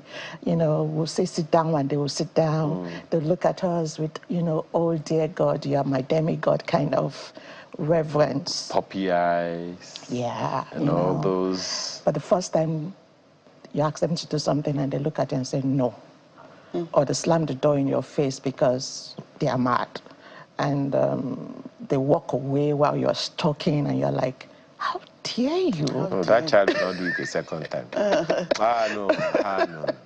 Right? Some children, just a quick digression. Well, some child came to our house once, and the child was beginning to, and my kids were like, my daddy they wouldn't touch the guy. Right? It's like Larry J said at the last DSS, said that the only person who could have done what he did was Jesus Christ. When he said, his mommy said, whatever he tells you to do, go and do it. Jesus said that my time has not come. I cannot make what he said. I cannot turn water into wine. Mommy just turned to the church. Whatever he tells you to do, just do it. Like he's saying to Jesus, oh, be that. So, I mean, So that happens, and then we begin to look at, like, the fantasies are out of the window, the hopes and the dreams are no longer matching, and we are now confronted with realizing that they're not perfect. Right, but there's this thing it's a recurring thing that happens within families and societies. For instance, when you're correcting that seemingly imperfect child to say, why do you do this? I told you, I speak to you 100 times, but you don't listen. Why do I have to repeat myself? Blah, blah, this, blah, blah, blah. And then, the grandparents come along and said, oh, that's how I repeated to you 100 times when you were growing up. Oh, my mom says that a lot. So, what's different? Well, I'm lucky. So, for instance, if you are expecting perfection, you are also as imperfect. Imperfect as the child. And, you know, there was a time, you know, when my, when we speak about these things, we're parents, and, you know, sometimes we draw from life experiences, and, you know, we talk about it. I think when my daughter was in reception or so, before I could get her into uniforms to go to school, it was like she was just 2. And, you know, it was frustrating, you know, to get her. I wanted to come to work. She needed to go to school. And she just didn't want to go. And she would cry and cry and cry. And so I would call up one of my friends and say, look, I'm frustrated. This child she doesn't want to, once I wear one arm, she'll remove it before I wear the other arm and all that. And she told me something. She said, it's a phase. She will grow out of that phase after a while. That you will see that she will soon be wearing the clothes by herself. And she'll say, Mommy, I'm late for school. Can we go? You know, it's a phase. And you just, so when that time, I think, what kind of child is this? But yeah, it's a different story now. So I don't know, is it a function of parents not being patient enough for these phases, or we just expect perfection all the time where we shouldn't? I think what collides in our mind is the picture that we have and the reality that we are met with. Your example, for instance, maybe at 2 she wasn't ready to be any other thing than just a child who wanted to stay at home and play and have free time. So your case is like different to mine. I wanted to allow my daughter to stay at home and just play, but she was so, I want to go to school. I'm seeing people going to school. When can I start school? So at 3, I wanted to wait till like 5, because really I wanted to follow the developmental statistics that was out there. Like, you know, she said, no, I'm ready to go to school. And I'm like, really? And like, yeah. So in my head, I already had this plan that we're going to homeschool ourselves till she was 5, do the proper British process of waiting till she can protect herself, talk about herself, you know the do's and don'ts of body boundaries and all that before she's in a large space. But here she was, 3 years old, absolutely ready to conquer the world. So how dare I say no, right? But oftentimes what collides in parents' head is the fact that we had a plan. The plan is just not working with the reality that we are met with, which is the child. Who is the child? And we are asking, should we be patient, or can we smuggle our techniques or wrangle our techniques just to make it work? And therein lies the imperfection. Truly, every one of these children would come with their own. We said parenting doesn't come in a manual, but the children, they have their own manual of being.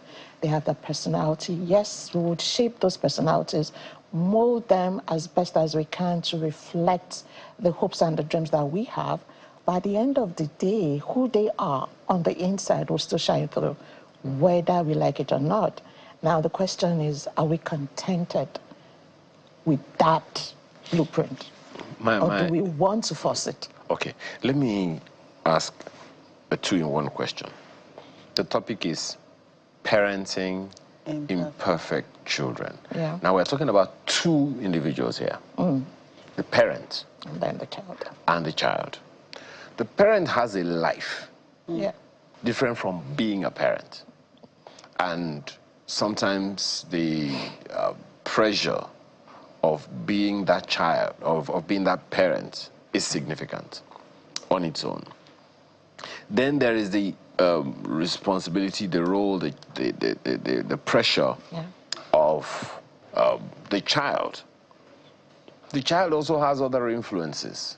The parents are influenced by all shades of impressions. The children themselves are also influenced at school, at home, and all those things. I was just reading, just seeing a headline, one of the groups that I belong to, that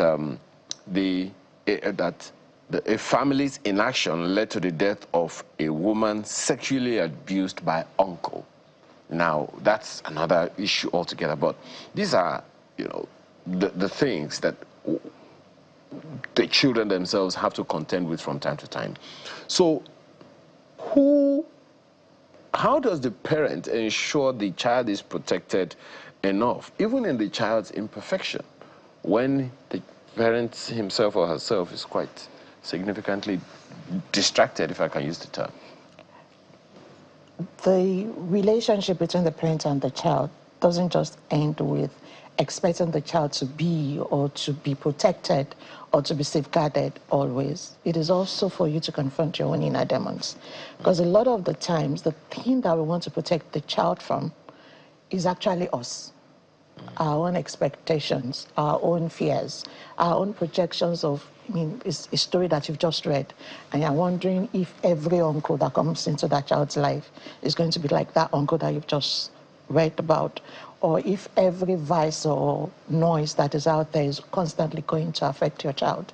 Instead of looking at, okay, who exactly is my child? When we think about giving that imperfect child an opportunity to still be foremost a child, then we can begin to recognize that, yeah, they'll make mistakes, they'll fail. Not all children are going to be born bright and A students, and it's going to have to be okay, because they're going to also look at what are the other strengths that this child has. Yes. What are the other skills that you can actually help them build as a result of who they are. Who exactly are they? What is their own divine strength? Yeah. You know, some children are born quiet and observant, and, you know, at the end of the day, they'll tell you every single thing that happened in school. Yes. But in class, they don't talk, they don't participate. And yeah. but then they still make it through school, right? Yes. And there are some children whose strength is in the sports and all that, and you're killing yourself that they have to be academically excellent. But they will just make do with a C, and they will still make it. And those are the skills that they have. Yes. So the imperfection is noticing really what is your own fear. Why? What are you bringing to the table as the parent? We ask couples, what is the other person, what is your partner bringing to the table? But do we ask ourselves as parents, what do we need to let go of? Sometimes, how we have been parented, in fact, not sometimes, a lot of the times, how we have been parented would influence how we parent our children. And that itself may do more harm than good. Yep. If you haven't resolved all the pains or the abuses that you normalized as growing up, all the stopgates that was put in front of you that you accepted as, well, that's just the way it is. Because right now, a lot of the parents that I work with, who maybe they get a call from school and they're saying, oh, your child did this and that, and they're already imagining the worst case scenario instead of really looking at what is right now happening with those children. I've already put themselves under that pressure, that expectation of what would the world see? How come it is my own child that is doing this? Because we have an image to protect, we have a reputation to protect. And if you don't allow yourself to move beyond that, to really see the child before you, the imperfection will continue to grow. I see it like imagining a child who is growing and they're constantly just meeting walls instead of opening doors. At some point in time, they give up.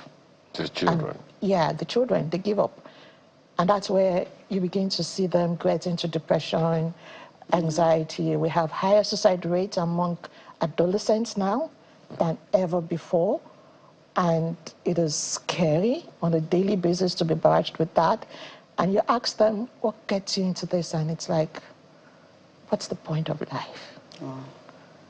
You know, so it's the constant need to meet a defined image in our own heads that is not the reality of who they are, that actually causes that strain in the parent-child relationship. So we are really looking at parenting an imperfect child.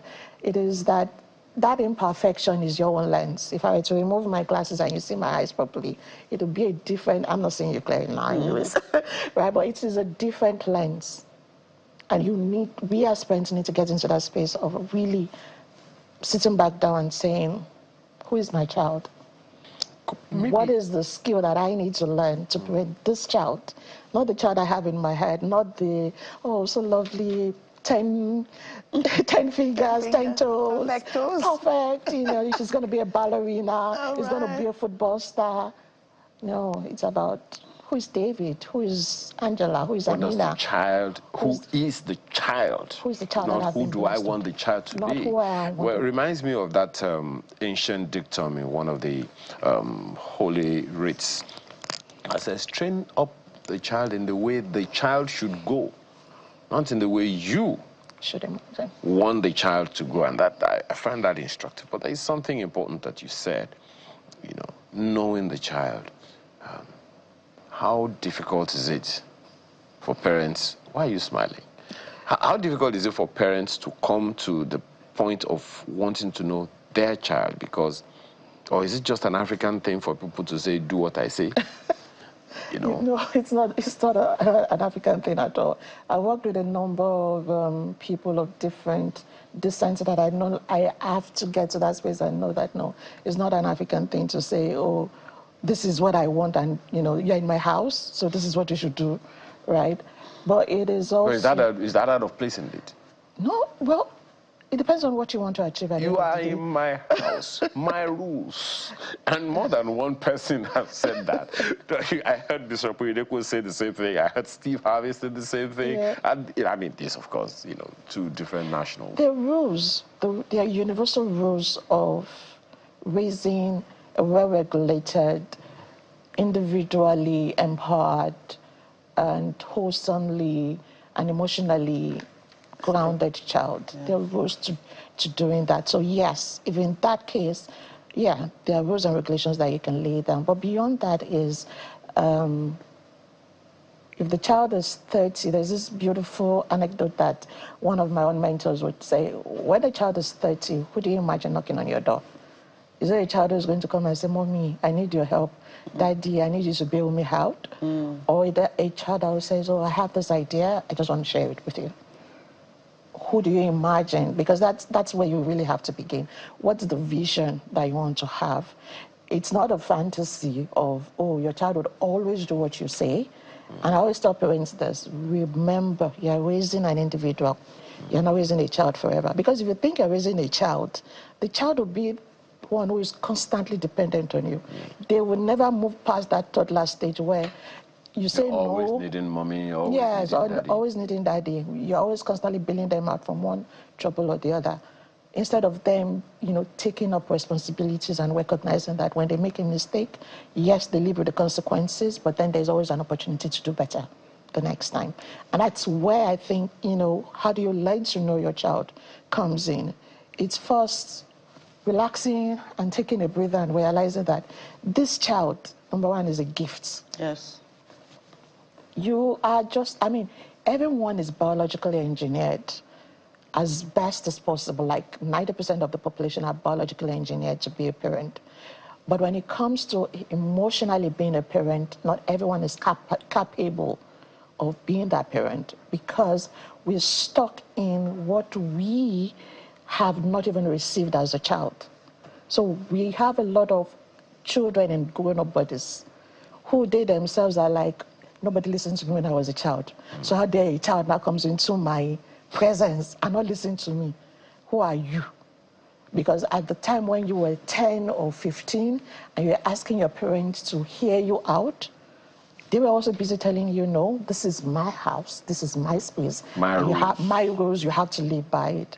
So you heard that long enough, you believe that that is the only reality that exists, and you believe that's the only way to raise a child. But here's a child even questioning, what exactly is that rule? Why is it important for me to be back by 6 p.m.? Why mustn't I play football because you say so? Why shouldn't I sing because you say so? So the question is why?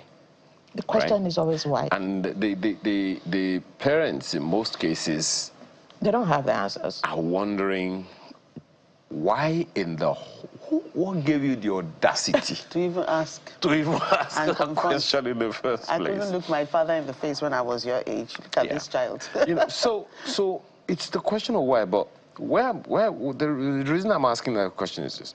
So even in the home, a parent who spends every moment, mothers in particular, spent every moment with this child, still finds out that eventually that child is still imperfect. So it's not because of other influences, it's just... The child is just different to you. The child, where you would be calm and accepting, the child is intimidating and influencing. Where you would want things to take the natural course, they want to be the one who causes the course in the first instance. So you're like, why can't you just be? You know, in Yoruba, we so many like how I wish my child would look like me, and everything will be. It will be easy, but it would not be perfect still. It will be easy to raise a child who looks like you, and oftentimes that's where sibling rivalry comes in. The child who the parents find amenable, who the parent finds like easy to parent, is often the favorite. But the one who is constantly asking that why question is the one they're like, how? Why? Why are you like this? Why can't you just listen? Because it is actually asking you to dig deeper to understanding exactly why you even a parent. If I cannot be patient enough to understand that this is a human being, not a subhuman being, not a mini you, not a, you know, how parents will say, oh, mini me, you dress them like you. They're like, mini me. Not a mini you, but a wholly formed human being, discovering life, experiencing life on a different lens than you have, with even a diverse exposure than you've ever had yourself, on a larger platform than you can ever imagine. And you have to be patient enough to say, okay, let's discuss this. So I never ask the why question anymore with my own children. Like, no, tell me what's going on in your mind that made you decide that this is the best course. What were you thinking? Because the why question is often like you're asking them to defend what the decisions that they've done. The what is asking them to give you an explanation of how they arrived to where they are. And sometimes that is really where you begin to notice how different they are to you. What I hear you say, madam, is you are asking parents to listen. Absolutely. Pure and simple. Whether it's the why question, or it's the what question, or it's the how question. And just as, you know, Joke said, we're parents, right, sitting here now. And when you start to listen to your child sometimes, even if the child is 17 or 20 plus and all, they use certain words and you are wondering, Where did they get it from? where do you get these words Exactly. from? Where did you get that from? And then they use some expressions that Now you wonder, how did you come up with that? Say, you don't even know the books they are reading. Yes. You know? And I say, where did you learn that?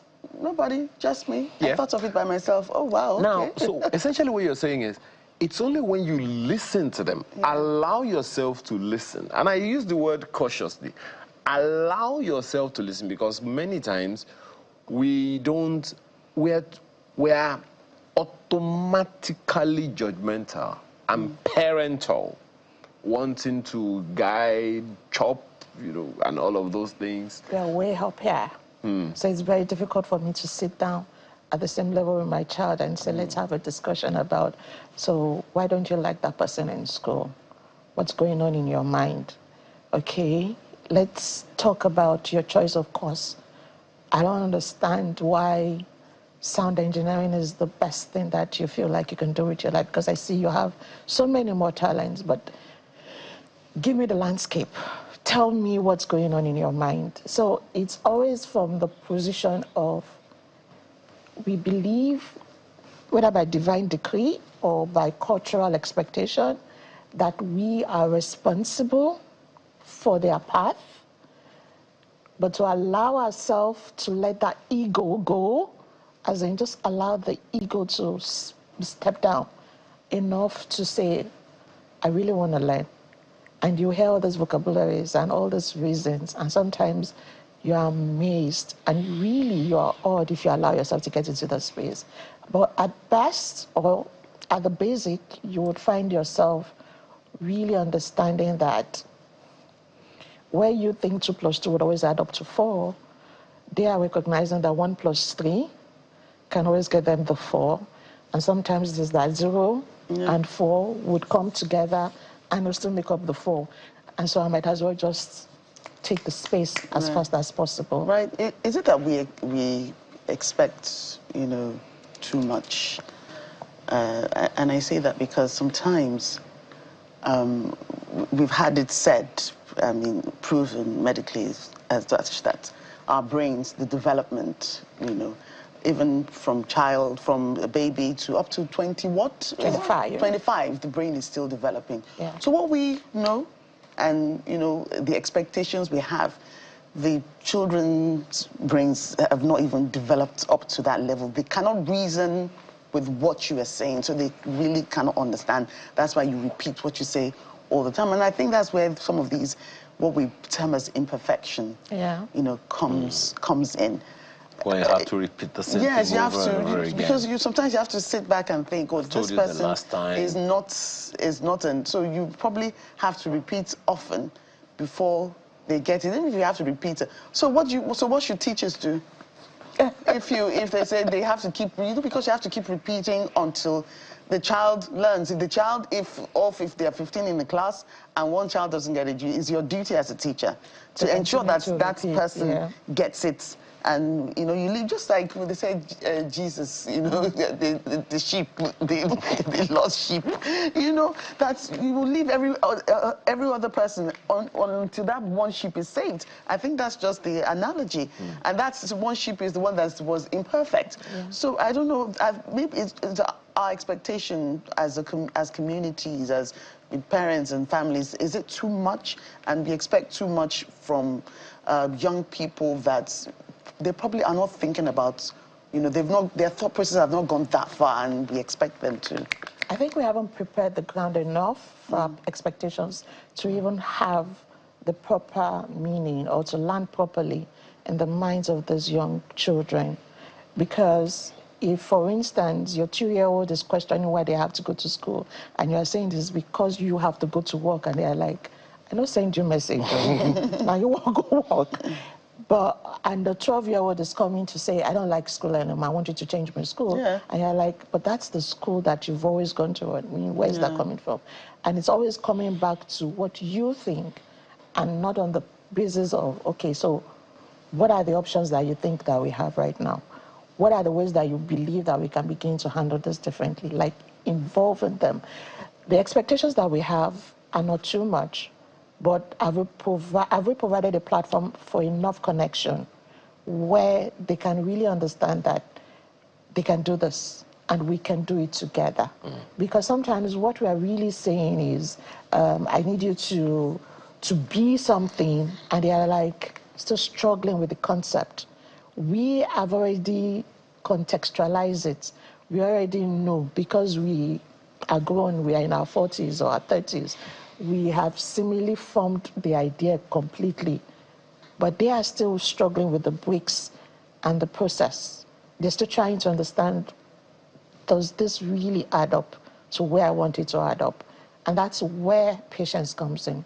That's where connection comes in. That's where repetition comes in. Repetition is a lost art, really, because we think when we say something once, especially when they're watching a cartoon and they can almost immediately sing the song or the Cocomelon song back to you. They just heard it once and they can sing it right back now. So why do I have to repeat, go and wash please when you come back from school? So almost as though like, this child is testing me, this child doesn't want to. But it is not you they are testing. It is the ability to prioritize. It is the skill to decide what interests me. So it's the skills they are learning. It is the skills that they are learning. It is not you that they are rejecting or refusing. So, is there a patience-ometer? Like I used to measure. Please, when you find the level. Because, you see, just as you said, you talked about them testing, the parents feeling that the children are testing their patience. Like you tested Unfortunately, the parent doesn't have that much patience. They don't have the time to be patient. Thank you. So you have to do this, you have to do that, your school fees, your I sympathize with parents who have to think about school fees every quarter. Gosh.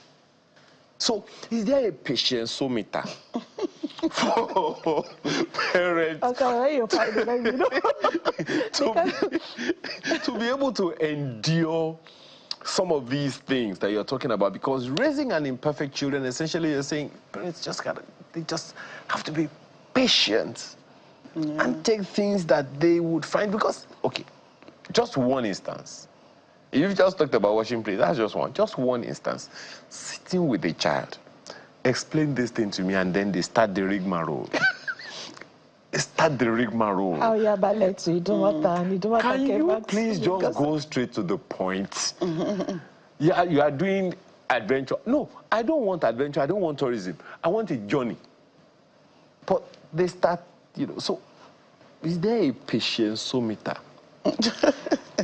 for parents to be able to say, okay, I need to be this patient with this child so that... I won't say there's a patience-o-meter, but there is a personality marker that the parents can study to begin to realize. I mean, so I'll give you an example. I'm what they call a systematic fraud. A systematic fraud is a person who, you tell me to be here by 11, I'm probably here by 10:30. You tell me that this is where we are going. I can, use patterns to align and decide that this is what we're going to do to get to where we're going. And it's sorted.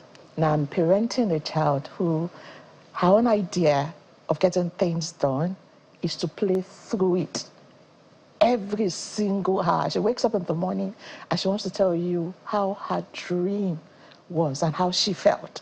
And I'm looking at the time like, we have to get out of this house. We have to get out of this house, like right now. And I'm like, okay, you have 5 minutes to tell me your dream. Because if I were to say, don't tell me your dream, what I've done is to kill the very thing that makes her alive. That is the core of her personality.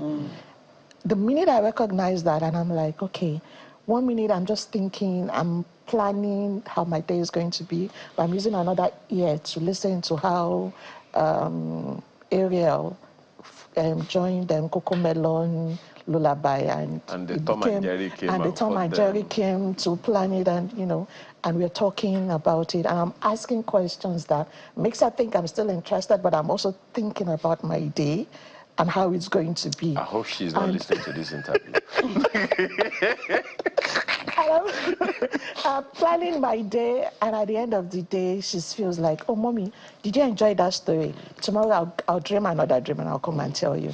And I'm immediately like, oh, God, please, just have a blank dream this time around. So it's not really about having a patience-o-meter, so to speak, but it's about knowing that the clashes that you have as parents, whether they are toddlers or teenagers or young adults, it is that they're different from you, and they're always going to see things different. Even when you share the same personality, you'll be surprised that the thing that attracts you or makes you familiar with one another, you immediately notice the flaws of that personality faster than anyone. Okay. You would know how not to sit down for so long and like, you're beginning to be like me. How old are you? What have you earned? That you not think that you cannot sit down and be watching football. Come on, go to the kitchen or go to the room and go and study or do something. Well, faster. It's anyway, we need to go to... The one thing that I found out from you guys is that there is no school of parenting. There's no... Okay, there's not... You guys we have a school of parenting. But unlike in those days where you can't use your... You do jelliosimi. That parental jelliosimi. In other words, you just learn on the go. But anyway, thank you for your time this morning. Awesome. I want to believe that the viewer has learned a thing or two about, raising imperfect children. To first of all know that they themselves are imperfect. Yeah. So raising imperfect children is like imperfect raising imperfect. Thank you so much for your time this morning. Amina Yunus Ali is a family therapist. Again, we appreciate your time. Thank you. One of the things that I have found that children generally love is they just pick up skills. Yeah. And one of those skills is singing. We'll talk about that when we return. Thank you so much for joining us. This is the home stretch artist of the week. And this is one of those people you don't usually see like that. But you always see them behind one person or the other. Nathaniel Bassi today, Dosin Oyekon tomorrow. But this guest we have has worked with Onyeka Onwenu, Lionel Peterson, Orlando Julius, Sonny Neji, Daddy Shoki, Panam Percy Paul, Kenny Saint Ogungbe or Kenny Saint Brown, Mike Aremo, several others like that. Today, he is the music director of Daystar Christian Center. He is one of Africa's foremost bass guitarists. He's even been adjudged one of the best bass guitarists in Africa, having bagged the Goman Best Bass Guitarist Award before becoming music director of Daystar Christian Center at the Healing Streams of God. Please welcome Dr. Sheyi Kenny, popularly known as DSK. Thank you. Thanks for joining us this morning. Thank you, Phil. We have limited time, so let's just jump straight into it. Why did you choose bass guitar? Well, basically, it's one of my, well, let me say, favorite instruments, musical instruments. Since when? Since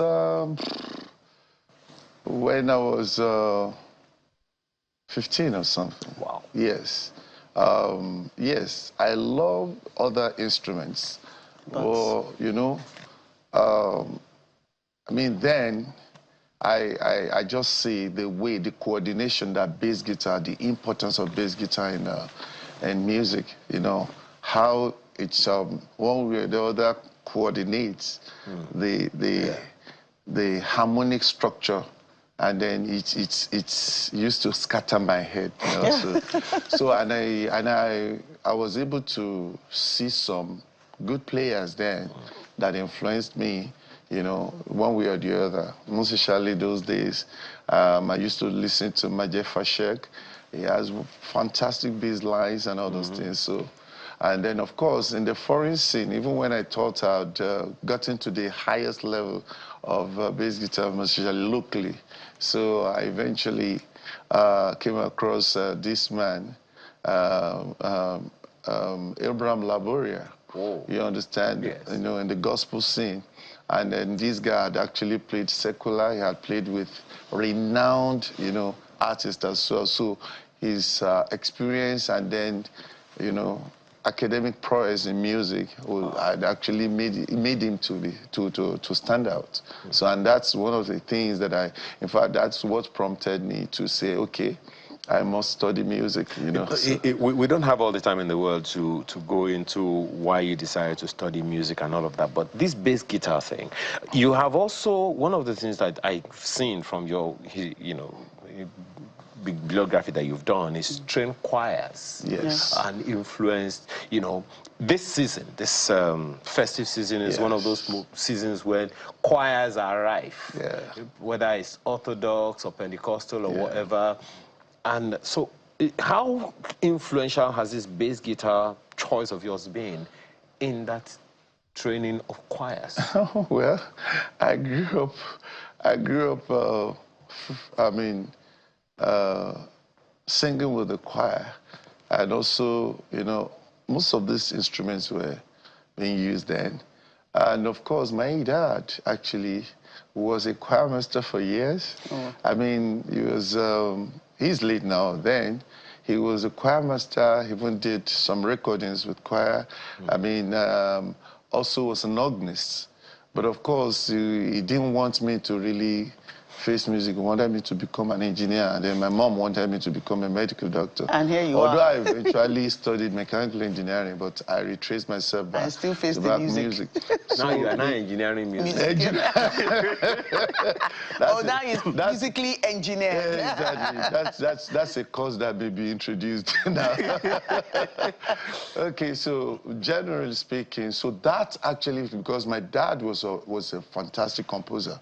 You know, so, and with the way he was, so those are the things. There was no way you can take that out, because those are the things I was seeing. Okay. And then that influenced my mind as well. 30 seconds. How influential is choir music today? as opposed to just being church music or whatever. I know that there are some urban choirs today who are, are diverting, popular music into choral music. So what's that? How's that going? What's your thought on that as a musician? Well, 30 seconds. Exactly. So choral music, it's something that is very, it has its own unique, I think, because of the ambience, the harmony. Yes, it's different. And there is this kind of a feeling you have when you are having it as a background. So now they are introducing it even in the secular, I mean, even Afro-pop now. You understand? So it's a very lovely, so if you look at the church generally, I mean, to have a choral music, to sing some songs, there is a kind of feeling. It's just like having one person to sing hymn, or two persons, or even, let's say, eight. Okay. You can't compare that to we are running out of time. I wish we had more time, but yes. You lead a choir, and I know that you have a concert coming. Yes. Thank God this is not one of those, your own, because I know that you have stuff at the Unilab from time to time. We'll talk about that some other time. But tell us very, very quickly about this, because I know there are very few choirs in Lagos in particular that people, patronize like that. I know of the Apostolic Church Choir, and then there is this Daystar Choir. Tell us about your concert. You have 30 seconds. Well, the concert is actually a Christmas concert, and it's Daystar. And that is where I'm the director. I mean, I direct the choir. It's a wonderful, it's a way of Daystar, I mean, giving back to the community. So that concert is free, and it's taking place tomorrow. And it has a conglomerate of styles of music, genre of. Well, historically, I mean, from what I know, that has always been the case. The only one outstanding thing, Joke, is that even though you have to register, the registration for that concert sold out in 60 seconds. Exactly. More than 10,000, about almost 10,000 seats sold out in 60 seconds. Yeah. You will have to probe that one. But Dr. Sheik, anyway, thank you very much for coming here today. Thank you so much. Associate Professor of Music and currently the Sub-Dean of the Faculty of Arts, University of Lagos, also Music Director, Daystar Christian Center's Choir. Thank you again for your time today. And all the best tomorrow at your concert. Thank you. And thank you for being such lovely. Oh. Why are you shy? Audiences. And for sitting for 3 hours to listen to us, but we must go. I'm afraid we'd love to stay, but time has run out. But thank you for being a part of our day. I'm Joke Rogers. Oh, well, thank God she didn't forget her name. I'm Aya Makinde. Enjoy the rest of your weekend. Goodbye for now.